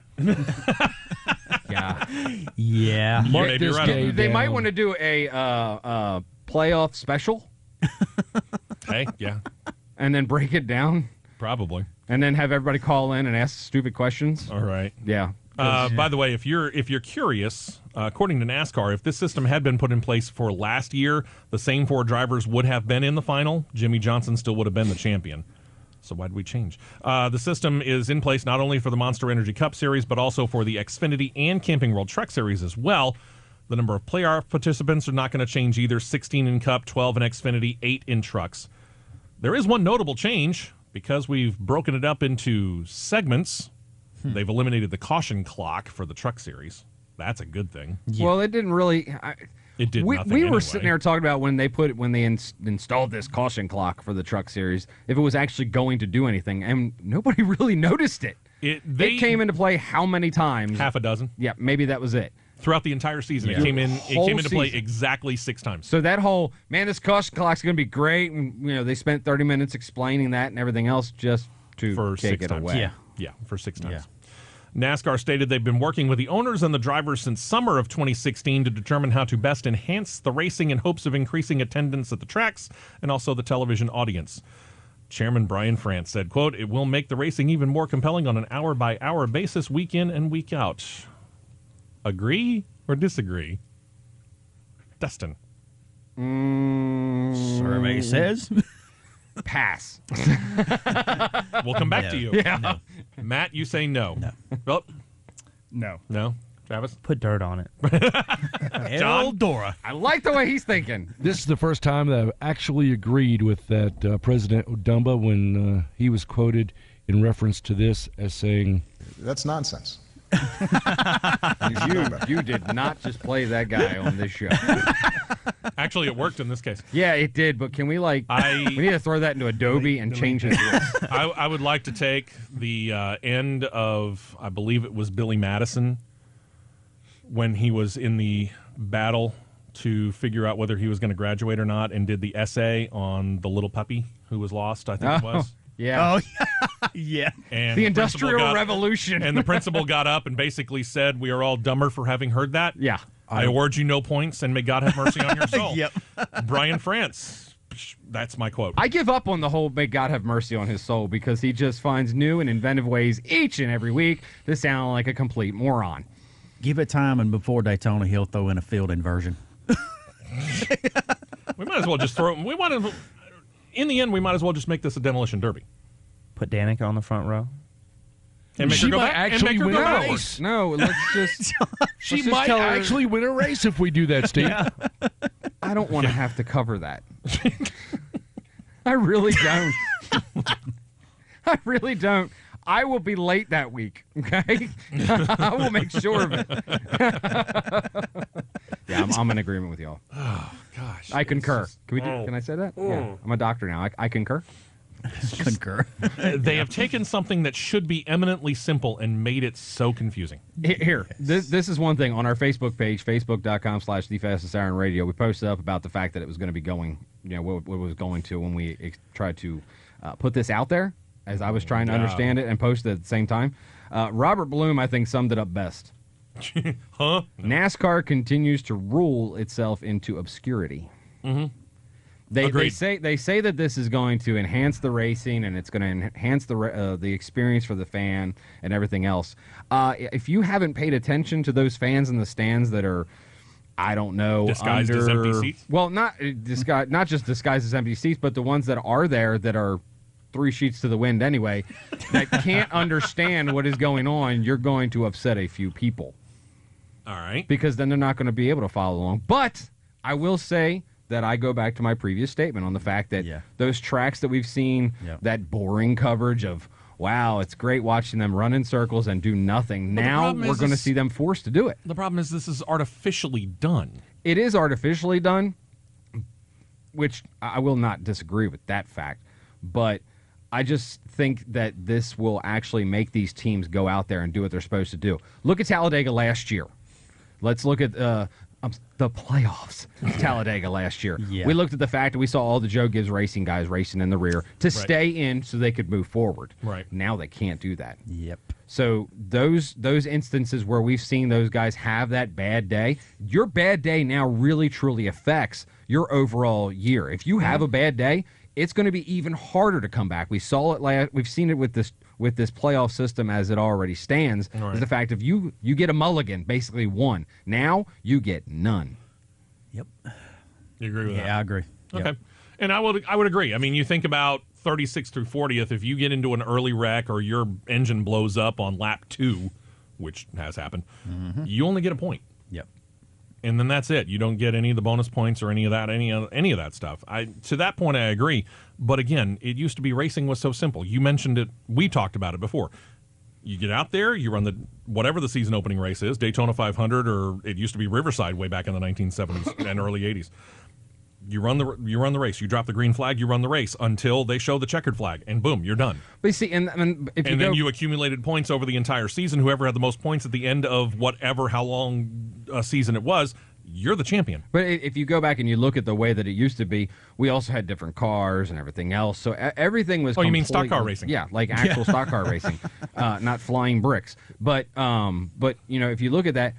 It's as if they're trying to manipulate the racing to be that as best as possible. Almost trying to come as close as possible they can to it without it actually being that. They're artificially trying to create something that they already had. Right. Here's a clue, guys. If it ain't broke, don't fix it. Well, that's one. Two, let's just go back to stock car racing. Hey. Yeah. I mean, what a novel idea. It is NASCAR. The National Association for Stock Car Auto Racing, so maybe we should go back to what it actually is. Yeah. Call me crazy. Back to basics. Yeah. You're killing me, Smalls. I love that button today. Shall we get back to other stuff here? Yeah. Things in flux in Formula One. We're talking about how Liberty Media has taken over, and effectively Bernie Ecclestone is out. Chase Carey is now in, and he's dealing with some things in Europe in its initial base. The base of Formula One racing is Europe, kind of like the base of stock car racing was supposed to be the Southeast. Last-minute deal saved the Italian Grand Prix at its most notable venue, Monza, but there have been problems with the German Grand Prix. It's off the schedule this year because they couldn't reach a deal with Hockenheim and way too many financial difficulties with Nürburgring. Lately, there's been talk of Silverstone pulling out of the Formula One race as the host of the British Grand Prix. Kerry said it's vital the series protect key races in Europe. Cited the British Grand Prix, quote, "We will have a British Grand Prix." Wow, he's learning lessons from Donald Trump. We will have one, and it will be great. Believe me. Yeah, we're gonna make the British Grand Prix great again. It's gonna be huge. Kerry continued. The foundation of the sport is Western Europe. We want to grow it. There's a negotiating dynamic that exists. We want a healthy relationship with our promoters. We're going to look at ways of making events bigger and better. A lot of the new circuits are very exciting. Bring their own element to F1. They are in it because they want to be a part of the show that includes Monaco, Silverstone, Monza, Hockenheim, the Nürburgring. You've got to maintain those traditions to have values in Formula One. That said, Formula One is now back down to 10 teams. I think we saw this coming. Manor is officially shut down. Couldn't find a buyer or even a heavy investor. The parent company of the team, Just Racing Services, went into administration, effectively the British version of bankruptcy, earlier this month. Deadline of January the 31st to either find a significant investor or a buyer. Despite talks with parties termed as interested, apparently they weren't interested enough. Press release from the administrators Friday said the team has ceased trading. Something of a wrinkle. It turns out that Manor Grand Prix Racing Limited is the organization's rights holder for participation in Formula One. It's not Just Racing Services. They're just the owner. That part of it is not under administration. I don't know what that means. I was about to say, can you explain that? Yeah, nobody knows. Here's the thing. Nobody has explained that. Yeah. I just found it interesting. I was waiting. Probably they don't have a chance to get on the track for 2017. Under the new name, maybe they could resurface in 2018. I doubt it. I'm just going to go ahead and agree with you on that. To the NHRA, Kalitta Motorsports has made some sponsor moves, 2 of them specifically, in hopes of solidifying a run to the title in both the Funny Car and Top Fuel divisions. Kalitta's come to terms with Wix Filters and Global Electronic Tech, all within a 48-hour time frame. J.R. Todd's going to drive the Wix Filters Toyota Funny Car entry. Doug Kalitta is going to be piloting the Global Electronic Tech Top Fuel dragster. I had to say that slowly because otherwise I'd screw it up. 2-time NHRA champion Del Worsham also not quite done with racing, but is slowly stepping out of cars. Worsham walked away from Kalitta Motorsports following the 2016 season, wanted to join his father, Chuck, with the family-owned team. He is set, though, to enter 6 Mellow Yellow Drag Racing Series events. Lucas Oil will be his primary sponsor in Funny Cars. First event is going to be in the season opener.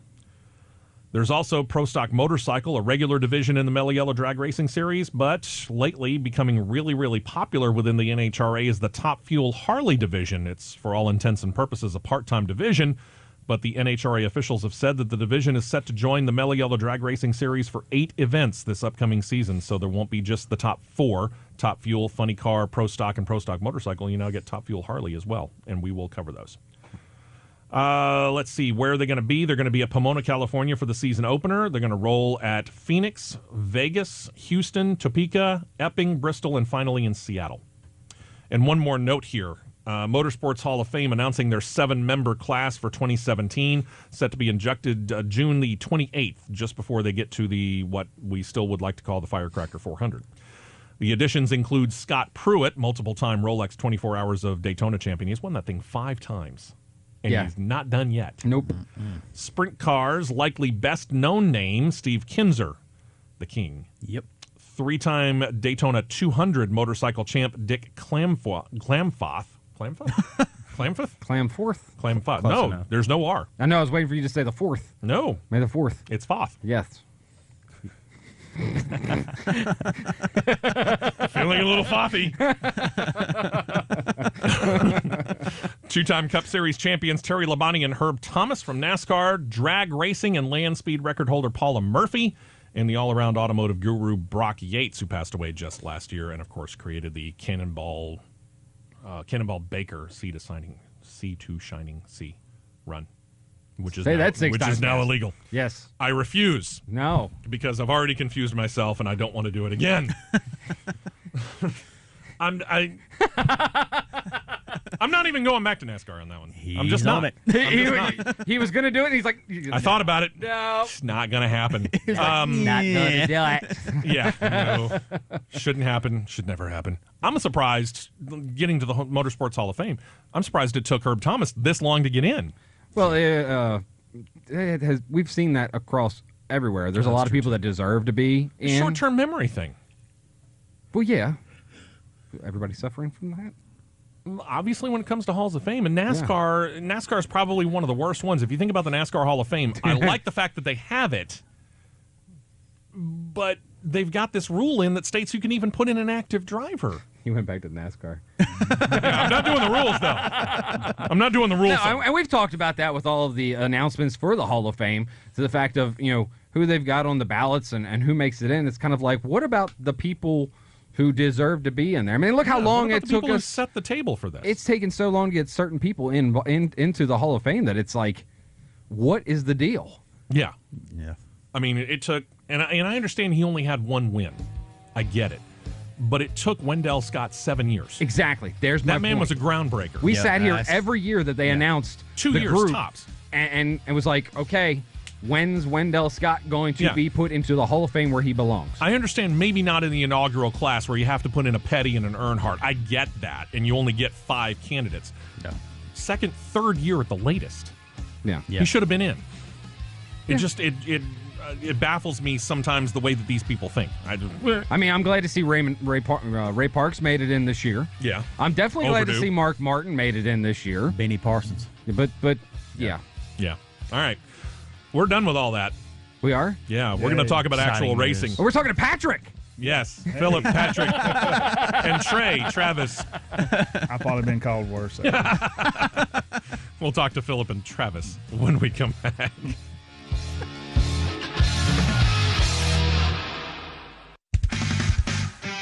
You're listening to the fastest hour in radio on Superstation 101. The biggest bottle that I could find would be gone within 20 minutes. And finally, my grandma comes up to me and says, "Hey, I think you need Teen Challenge. I'm no longer the person that I once was, and I'm now this new creation in God." Hi, I'm Phil Joel. Freedom from addiction is possible. If you know a teen or an adult stuck in addiction, Teen Challenge can help. 1-855-END-ADDICTION or teenchallengeusa.com. Freedom from addiction starts here. Hi, I'm Hilary Duff. As a mom, I'm proud to support the March of Dimes in helping more women have full-term pregnancies and healthy babies. That's why I walk in March for Babies.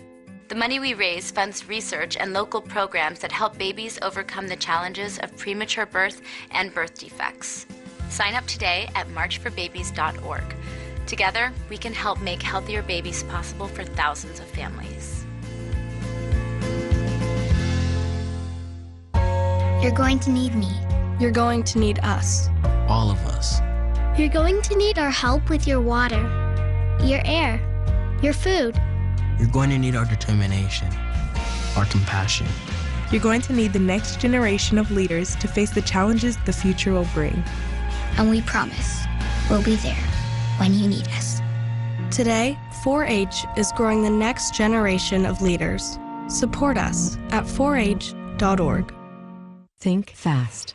In the short time it takes to listen to this message, a small flame can turn into a big fire. Several minutes more, and thick, poisonous smoke may have filled your lungs and reduced your ability to respond. Give it 5, and your entire home may be filled with flames. Keep breathing. We've got you. Don't let your world go up in smoke. Have working smoke alarms and practice an escape plan for you and your loved ones. Learn more at usfa.fema.gov, because fire is everyone's fight. Sharing has never been easier. But what if we could actually do more than just collect likes? The National MS Society is building a place where everyone can share their experiences for good. Capture what you love and pass it on at wearestrongerthanms.org. Hey, this is Dave Milton. And I'm Jonathan Good, and we want to invite you to listen to our show, The Land Show with Dave and Johnny, every Saturday morning. Jonathan, we have great guests in regular segments to talk about farmland, timberland, hunting property, rural tourism, and anything having to do with the rural Alabama economy. If you love land, you'll love our show. This is the show for you. So tune in every Saturday morning for The Land Show with Dave and Johnny. The Land Show, Saturday mornings at 9. On Superstation 101 WYDE. Back to green flag action on the fastest hour in radio on Superstation 101.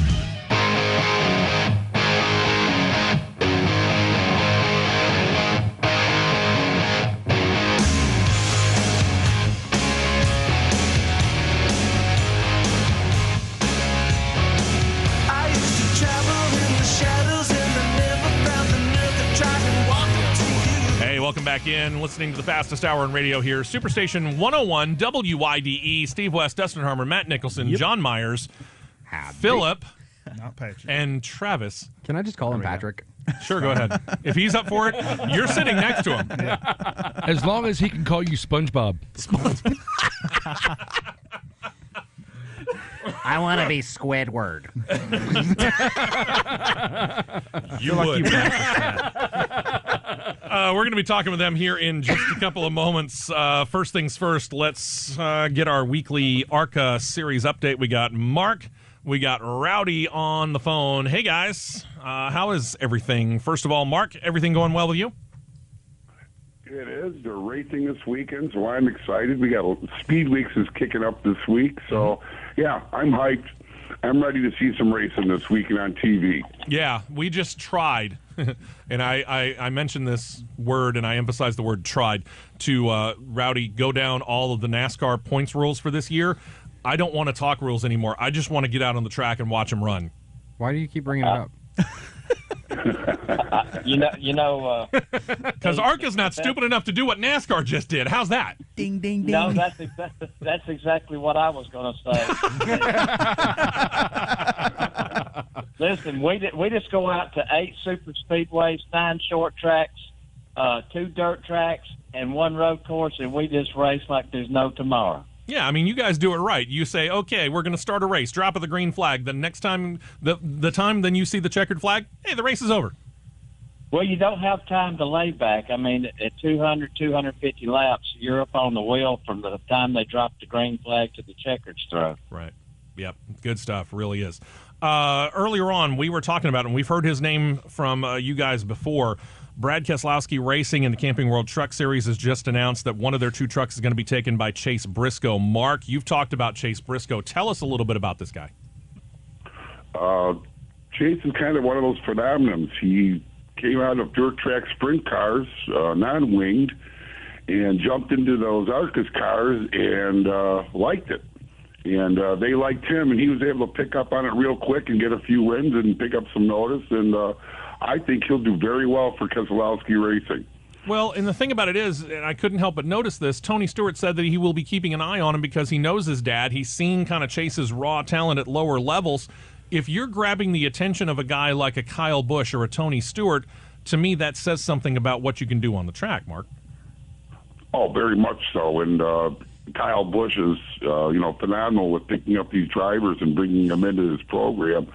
and letting them go and showing how they can be, succeed. And with Joe Gibbs Racing coming on board in ARCA this year, that adds another strong team for strong drivers. So, yeah, things are really looking up for ARCA. And if you want to see some good racing, all you have to do is go to an ARCA race. Absolutely, and we got one coming up at Talladega here in the spring, and I can't wait for it myself. Rowdy, as you're looking ahead to 2016, I'll get your opinion first, and then I'll get Mark's.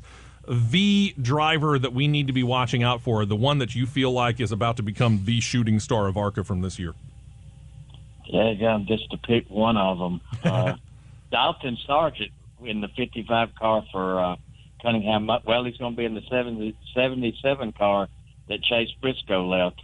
Which Chase won 6 races with that car and set on 7 poles. But I'd say Dalton Sargent is going to be a star to watch. Shane Lee. I mean, there's several. Grayson. Noah Grayson's going to be another one driving for the Venerini Motorsports. So the field's loaded with talent, and that Elmore engine's going to make the difference in the whole show. All right, Mark. Who do you think who are you looking at this year? That's very, very difficult, guys. There's so much talent in ARCA this year and so much that's come up. And I probably have to agree a little bit with Rowdy. Dalton Sargent probably sticks out the most out of all the drivers right now. But I think as the season progresses, we'll have the same surprises we had last year. And it'll just make for a more fun season to watch. Absolutely. Rolex 24 hours this weekend, correct? Correct. Yes. Okay, so we get on-track action here, and then ARCA's getting ready to take center stage. When do they hit the high banks at Daytona? Well, we're down to will be there the 18th of February at 4 o'clock in the afternoon. I love this. We got you both talking at the same time. 100 will be running. All right, Rowdy, let me, since you were both talking at the same time, Rowdy, let's go with you on that. When does ARCA hit the high banks at Daytona? All right, sorry. Well, we got the 54th running of the Lucas Oil Complete Engine Treatment 200 driven by General Tire at Daytona International, and that's in 20 days, guys. 20 days. 20 days. 20 days. 20 days. 3 weeks. Gosh. Did I mention it was 20 days? Yeah, really. Can't wait. Unreal. At this point in time, and I'm trying to think, Mark, is there an ARCA driver that's running in any of the cars for this weekend at the 24 Hours Daytona? Off the top of my head, I can't think of anybody. There's a few NASCAR drivers in, as always, but it's which in some cases could be ARCA veterans who manipulate this race. That's for sure. Yeah, if you can work on this, man, you're doing good. And there's IndyCar drivers, there's NASCAR drivers that are there, and drivers from all different kinds of sports, and it's really, really good stuff. Looking forward to it. So at least we got on-track action. We get to talk about that a little bit next week. We talked about the Race of Champions just because of the fact it was something that we could actually talk about that was an on-track event. Yeah, I know. I still miss the IROC. Yeah. It's good stuff. You guys have yourselves a show. Rowdy, tell us all about it. When can we hear it? How can we hear it? All right. It's every Monday night at 6 o'clock Central Time, 7 Eastern. This weekend, or Monday night, we're hoping to have Elmore Engine, the tech from Elmore Engine. We got Gene Powell coming on to talk about his Daytona debut, and Joey Katina at the end. Yes, our good friend Joey. Find our link on Facebook on my Rowdy Maglite like page or the Rowdy Maglite, and the link's always there on Monday. All you got to do is hit the link, and it'll load up to the show. And the link is always on our page, so you can be linked up with them, and the links link together, and linkage happens. Now we have a chain. Have I confused you more, Steve? You get to say goodbye to them. Hey, guys, as always, thanks so much for joining us. And we look forward to hearing more next week, and we can't wait to really get this season underway. Hey, us too. Thank you, Mark. So much. Great to be on. We'll talk with you next week. We're looking forward to it. Guys. Thank you guys so much. We appreciate it. 20 days. 20 days. Come on. Good grief. 20 days. Sit there and just kind of watch the Rolex 24 Hours of Daytona just to actually be able to see racing. That's what YouTube's for, too. I mean, you can go back and watch old races. Nah, I want to see new races. Okay, fine. For us, just trying to help you out. For us three, if we wanted to, we could see racing in 5 hours. That's true, too. I mean, we could go Oh, yeah, outside Boyd's. right now. Boyd yeah. Speedway. Yeah, Boyd Speedway. Yep, that's where late model Marcus headed right I now. like his idea. We can go outside now Yeah. and just race around the parking lot. Or down the hill. Yeah, see, I know that there are some hiding places. No. Not when the cars can outrun those other cars. I know the PD would love to see Yeah, us race exactly. down That's the what hill. I'm saying. Yeah, I know some of their hiding places. That's not happening. No, I'm just going to sit here. The GTO's out there. It's not racing. I don't know whose that is. It's mine. Okay. Yeah. Very nice. Referee. Right. Referee. Yeah, exactly. Especially around this parking lot. It's a little bit too much power for racing around a parking lot. So he knows. Anyway, so, okay, you guys, you said that with Moulton as your base, do you guys have an idea of how many races you're running there this year, or have you scheduled this out yet? Well, with Wayne passing, they don't know if it's going to run or not. I don't even know if it's going to run. So we're kind of like, we already had kind of a schedule, and it was in it quite a bit, and now we're just kind of like waiting to see what happens. Limbo. So, yeah, limbo. We're going to hit Talladega, ECM, which is Arkadelphia. Which they've got a race coming up, what, next weekend? I think it is? That's East Alabama. East Is it East Alabama? Thank you. Okay. I go where I'm told to go. And we'll hit Winchester, Tennessee, Duck River. Fort Payne has a racetrack we go to quite a bit. Y'all go down to Penton at all? No, don't go there. Hadn't been there. Okay. All right, and you said that you were thinking about heading into Georgia in some places. Possibly. Okay, Yeah. So that's not 100% definite, but definitely something you're we'll looking hit into. Boyd's. Okay. Yeah. It's a tough place. You can make it over to the track that comes right offhand to me in Georgia is Sonoya. Sonoya. Yeah. That's a good one. You okay? That's a good one. I was about to say, wow, you kind of got a little giddy over there. You okay, Sonoya's man? a good one. Yeah. You run there. Sprinkles are for I'm not. runners. Shut up. No, Sonoya's fast. I like fast tracks. So I guess you like Duck River. I've never been to Duck River. Not yet. See? Oh, Duck man. River is on the bucket Travis's list. hand moved. I thought it was going to smack him. That is one heck of a track right there. I've seen that it's a good one. Like, I mean, it's like fast up top, but then you can slow it way down in the bottom. Yep. That's my favorite thing to do. If it slicks over, yeah. You can definitely Everyone's slow it trying down. to get up top near the wall and just ride right against the tires on the bottom. Yeah, there you go. It's a little bull ring is what it is. Yeah. Sure. Well, those are the fun ones. Yeah. I like it. All right, so starting with Dad, were you a racer before Travis came along? It started with my dad back in 91. Okay. And a little store, we bought a $50 Pinto station wagon with the laminated wood grain on the side. Oh, yeah. Yeah. That was worth all $50 you paid for it, too. And, knocked the windows out, built it, and went racing, and went from there. And then Travis, our neighbor, ran quarter midgets. His son ran quarter midgets. So we got into that, quarter midgets, and ran those for 7 years. And we tried go-karts. We had a good, perfect score of go-karts. You run one race, won one race, and that's it. Retire on top, man. Yeah. About 1,000. Yeah. Made $50. You were like, hey, let's call it quits. There you go. It's not going to get any better from here. I accomplished my mission. We can move forward now. So my brother runs late model, runs Crate and Super, and he's been running late model since '97. Okay. So I got to give him credit. He's built up what we don't have to do the ups and downs, the do's and don'ts. He's been through it. So that helped us a lot this year. Have a pretty solid notebook already. Right. That's good. That's real good. So we got a late model in end of 14, I believe it was, and we spent a long time building it. We did it all ourselves. Yeah. He turned as many bolts as I did, and he knows what's under him, and make you a better driver. Absolutely. And actually, after every race, I have a 2-page checklist that I usually do all by myself. It's Good. like probably 50 different things. The way it should be. That's the best way to do it. What was the inspiration for the checklist? Just something that you thought of, or do you come up with it from somebody else? Just don't beat yourself. I think my brother Richard. Yeah. Okay. He had one on his car, and I said that's a good idea. I don't ever want to go to the track and like cause myself to lose. Sure. Last year, 24 races, finished all of them. Nice. No DNFs. No DNFs. Nice. There you go. Yeah. That's the best way to do it right The there. only You problem- can't win a race if you can't finish it. Exactly. That's right. Absolutely. Only problem we had was a clutch line that had busted After and the race. after the race. And we had a fitting on a line that was loose, but that was the first practice with the car. Other than that, everything's been perfect with it. Good deal. How old are you now? 16. 16, and you've been racing for since he was 7. Yeah. So. All right, so almost a decade now. Yeah. Very Do nice. you find that, with that checklist and doing the stuff yourself, do you find that, it kind of helps you mentally? Mentally, Yeah. but at the same time, be one with the car? Oh, absolutely.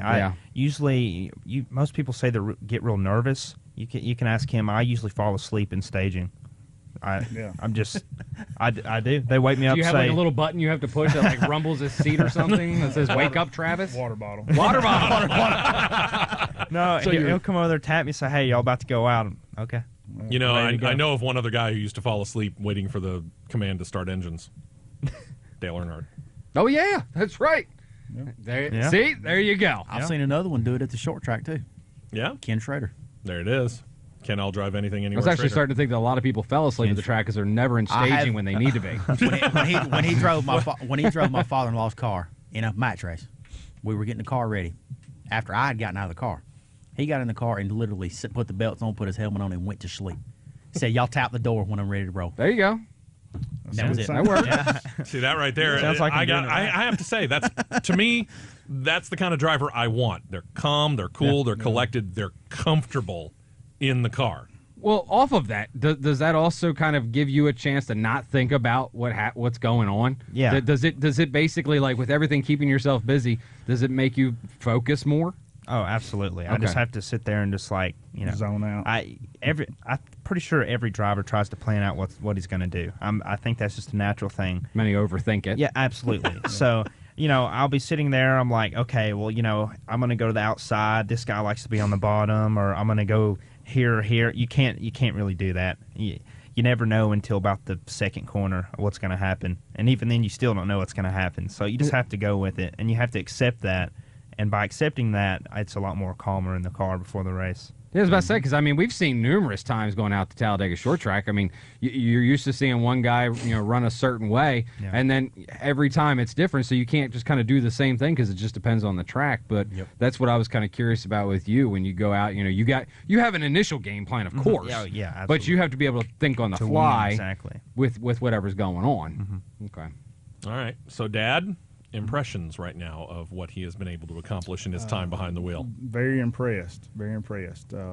We took our time getting to this point. Like I said, we ran the quarter midgets and building the late model, and then we practiced probably 7 to 10 times before he raced anybody. We had actually a built 602 just for practicing. We put it into practice and then got a crate motor. So we used the whole motor just to practice. And nice. So we'd rent a track, or somebody would have a practice day. We'd go practice. Ice Bowl, we practiced actually. Yeah, last year we practiced the Ice Bowl.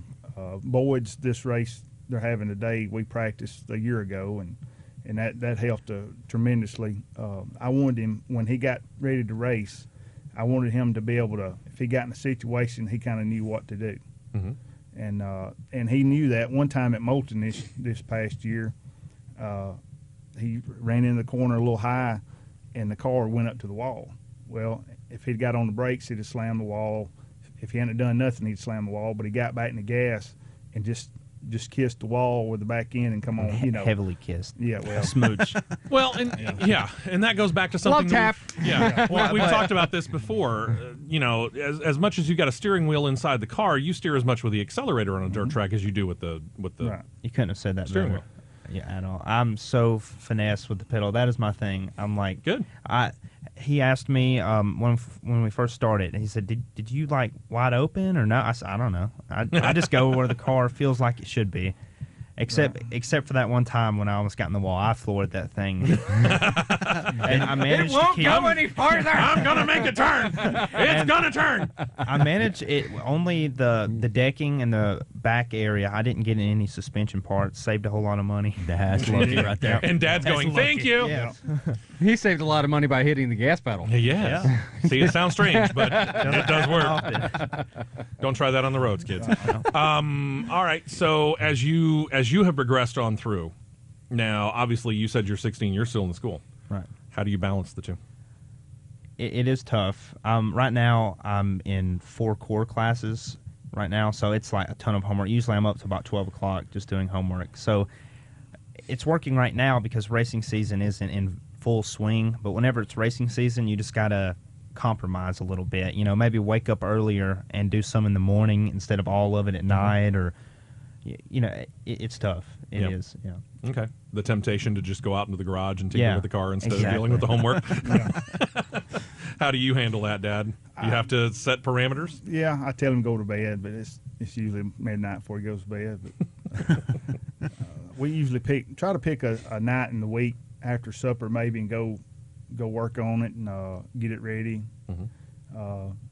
With not tearing nothing up, checklists usually don't take long. Yeah, like I said, I did it. So practice and races I did the checklist over 30 times. So I know where everything is, and I know what sizes to use on almost everything. So I lay it all out. I'm kind of OCD when it comes to that stuff. Actually, I was waiting for that. You and me both.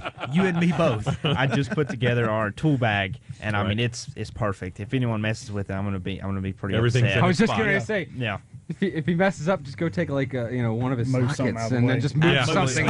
Oh man! Just take one size, take it, and move it over here, and take that one and replace it. And I have it all laid out. Lose it. I'm the same exact way. My hauler is arranged a certain way, and if I find one bolt missing, okay, where's that 1/4-inch bolt at? Who moved it? Where's my 1/2 inch? See, I would be the one that would go move something on somebody. You would too, just to watch them go have a meltdown. All right. So as we go through the course of the year, and you've been doing this for a few years now, have you found that the school, and we'll give a shout out to the school. Where do you go? Decatur High School. Okay. Have you found that they've been helpful with you, understanding that there are some travels that you're going to have to do? Yeah, like checking out and stuff. They're not, they don't count it as like. If I want to exempt my exams, I can't check out a whole bunch. Sometimes they're a little bit lenient with me on that. They understand that I'm doing that. And we always used to have to write. We were going on like a business type trip with my dad. Don't tell your secrets. Nobody heard that. Yeah. No, nobody. Yeah. And you won't hear it tomorrow morning in the replay. Really? No, they will. I'm sorry. I'm trying a Jedi mind trick through the radio. I'm proud of him because his school, he knows it comes first. And like I want to leave, like if we was going to Boyd's this weekend to race, well, I'd want to leave Friday morning. I said no. I would have wanted to leave. He said, no, I can't miss no school because he may not get the exam at the end of the semester. So I give him credit for that. Better student at 16 than I was. If my dad said, hey, let's go to Boyd, I would have been like, Dad, let's go. Let's go. I never had homework when I was in school. Wow. Yeah. I just never did it. I was about to say, I had it. It was there. Just never did it. I just never felt like doing it. So, I mean, I commend you on that fact. I mean, you have a lot of different things going on, especially on a daily basis, every weekend and everything else. So, be able to balance that the proper way and not lose focus on one or the other. Hey man, kudos. Yeah, people that play sports, they don't understand. They're like, oh, I get not made fun of, but messed with. They're like, oh, that's just a hobby. I don't know, like we don't spend much time doing it or whatever. I said, sure. See, that's where you need to modify the car and put another seat in it. Exactly. And then take them for a ride. Exactly. Yeah. See, the fun thing would be, they can sit there and make fun of you for not being able to go out there and compete with them on the football field or the basketball court or the baseball field or whatever it is. Here's the thing. If you strap them into your car, they'd be lost. Speaking of two-seaters. I ain't got a clue. By all means, athletes, have all the fun you want with them. In the end, here's the guy that's got the last laugh. Yep. Yeah. Yeah, while you're dreaming of glory days on the football field like Al Bundy. Yeah. Yeah. They have scored 4 touchdowns for Polk High. Yeah, well, I'm racing and still racing, so go back to your shoe store. Ultimate goal here, and a lot of people would say, stock car, Cup Series racing. I've heard on occasion people say Indycar in this case. Where would you ultimate dream if you could be in any series anywhere? Really, I just want to stay doing this. Yeah, happy at this level. Like NASCAR, I don't really care about driving in it. I mean, especially after all those rules. Yeah, especially after the rules. That changed your mind, didn't it? Yeah, quick. That's why Carl Edwards quit, wasn't it? No. Well, I don't know if it was that. There's some other underlying issues. Yeah, we've been hearing other things. But I Let's would just say somebody cut a very large check. But I would like drive something else. If someone offered me asphalt late model, you want to come drive it? I mean, heck yeah, I'd take it. Maybe we just talk to the guys from ARCA. Yeah. Yeah, be willing to step up to that. That would be pretty cool. But thought about open wheels? Actually, I really loved open wheels, like modifieds. I mean, I loved them as a kid. Always wanted to, but local, it just kind of died. It's not like it used to be. So you could be the resurgence. Yeah. Be at the forefront. That's right. Might be the only one out there, but at least I'm having fun. Hey. Smooth Smitty brings it back. But if you're the only one out there, you get a win. Yeah. Hey, you're right. You know, they might give me $10 for showing up or something. Exactly. There it is. We're coming up with ideas. He'd still do the checklist. Yeah. Even if it was the only car. I bet you he would, too. I bet you he would, too. Three laps. I can run around 40 miles an hour. Still do the checklist. What chassis car is that y'all got? It's a 14 Rayburn, but it's a strictly 4-bar. I've got a Rayburn, too, but it's not a 4-bar. Yeah. Oh, you have a swim. Are we drilling? Do you need a napkin over there? No. You need a... Hold on, let me find a cup. It looks like he needs a tissue. No, yeah, really. Some brackets. Yeah. You know, that's what he really needs. Yeah. A lot of people look down on the Rayburn chassis. You know, it's not, it's old school or it's it's not top of the line stuff, but we've had great success with ours. I mean, good. I mean, maybe it's because I haven't drove anything else, and I don't know how good it is. The times I spoke to CJ and other people that have had those cars, if you find that fine line, you won't get touched. No. It's just a matter of finding that fine line. What works for you and your driver. Exactly. What works for your style and how you get the car to match See, up. it's not always the top of the line stuff that actually makes it more successful. Yeah, that's what you do with it. Well, we were actually at a big race in Moulton. I out-qualified a Longhorn. I had a stock crate motor. He had a built crate motor. It was a Longhorn. Enough said. Yeah. And out-qualified him in the race. He bumped me out of the way. I finished right behind him. I mean, that's like maybe a $60,000, I don't know, something like that, $1,000 race car. Here we are in our $20,000-ish race car.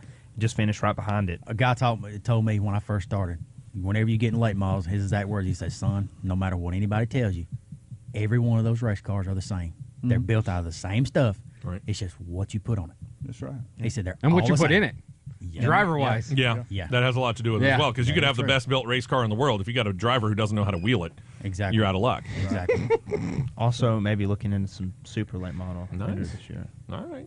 So expanding out and a little bit as we go along here. Well, let us know when you're going to be running definitely at Talladega Short Track, so we can get a chance to get out there that night and see you. That's kind of our regular one. We have a few that we need to get to. Yeah, well, ECM is one of them, and you're talking about running a few races at ECM. Right. They went Neesmith this year. Right.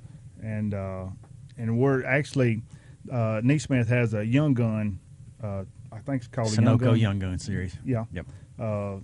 I think its drivers under 18 can compete in this, and if we run enough Neesmith races, we'll be involved in that. Okay, very good. Yeah, definitely keep us updated on it. And you guys have sponsors that you got on the car. Who would you like to mention? New South Construction, which is our business. A1 Towing, Max Crane. We actually have a camp on board this year. Travis's girlfriend is type 1 diabetic. Okay. Camp C. By the way, you need to really make her stop talking. She's like dominated the whole thing. Yes, I mean, come on. So we're proud they're on the car this year, and it's a diabetic camp for kids. And they're not giving us any money. It's just we're purely just putting it on the car. Right. I like that. That's awesome. Cool. It's good stuff. Very good cool. stuff. Thank you guys for coming in. Yeah, we wish you the best of luck this year, both in school and on the track. You'll be joining us in the after show. Absolutely. So make sure that you join us for the after the show. In the meantime, replay tomorrow morning, bright and early, 5 a.m. to 7 a.m. Coach's Show, OT90, coming up next right here, Superstation 101 WIDE. See ya!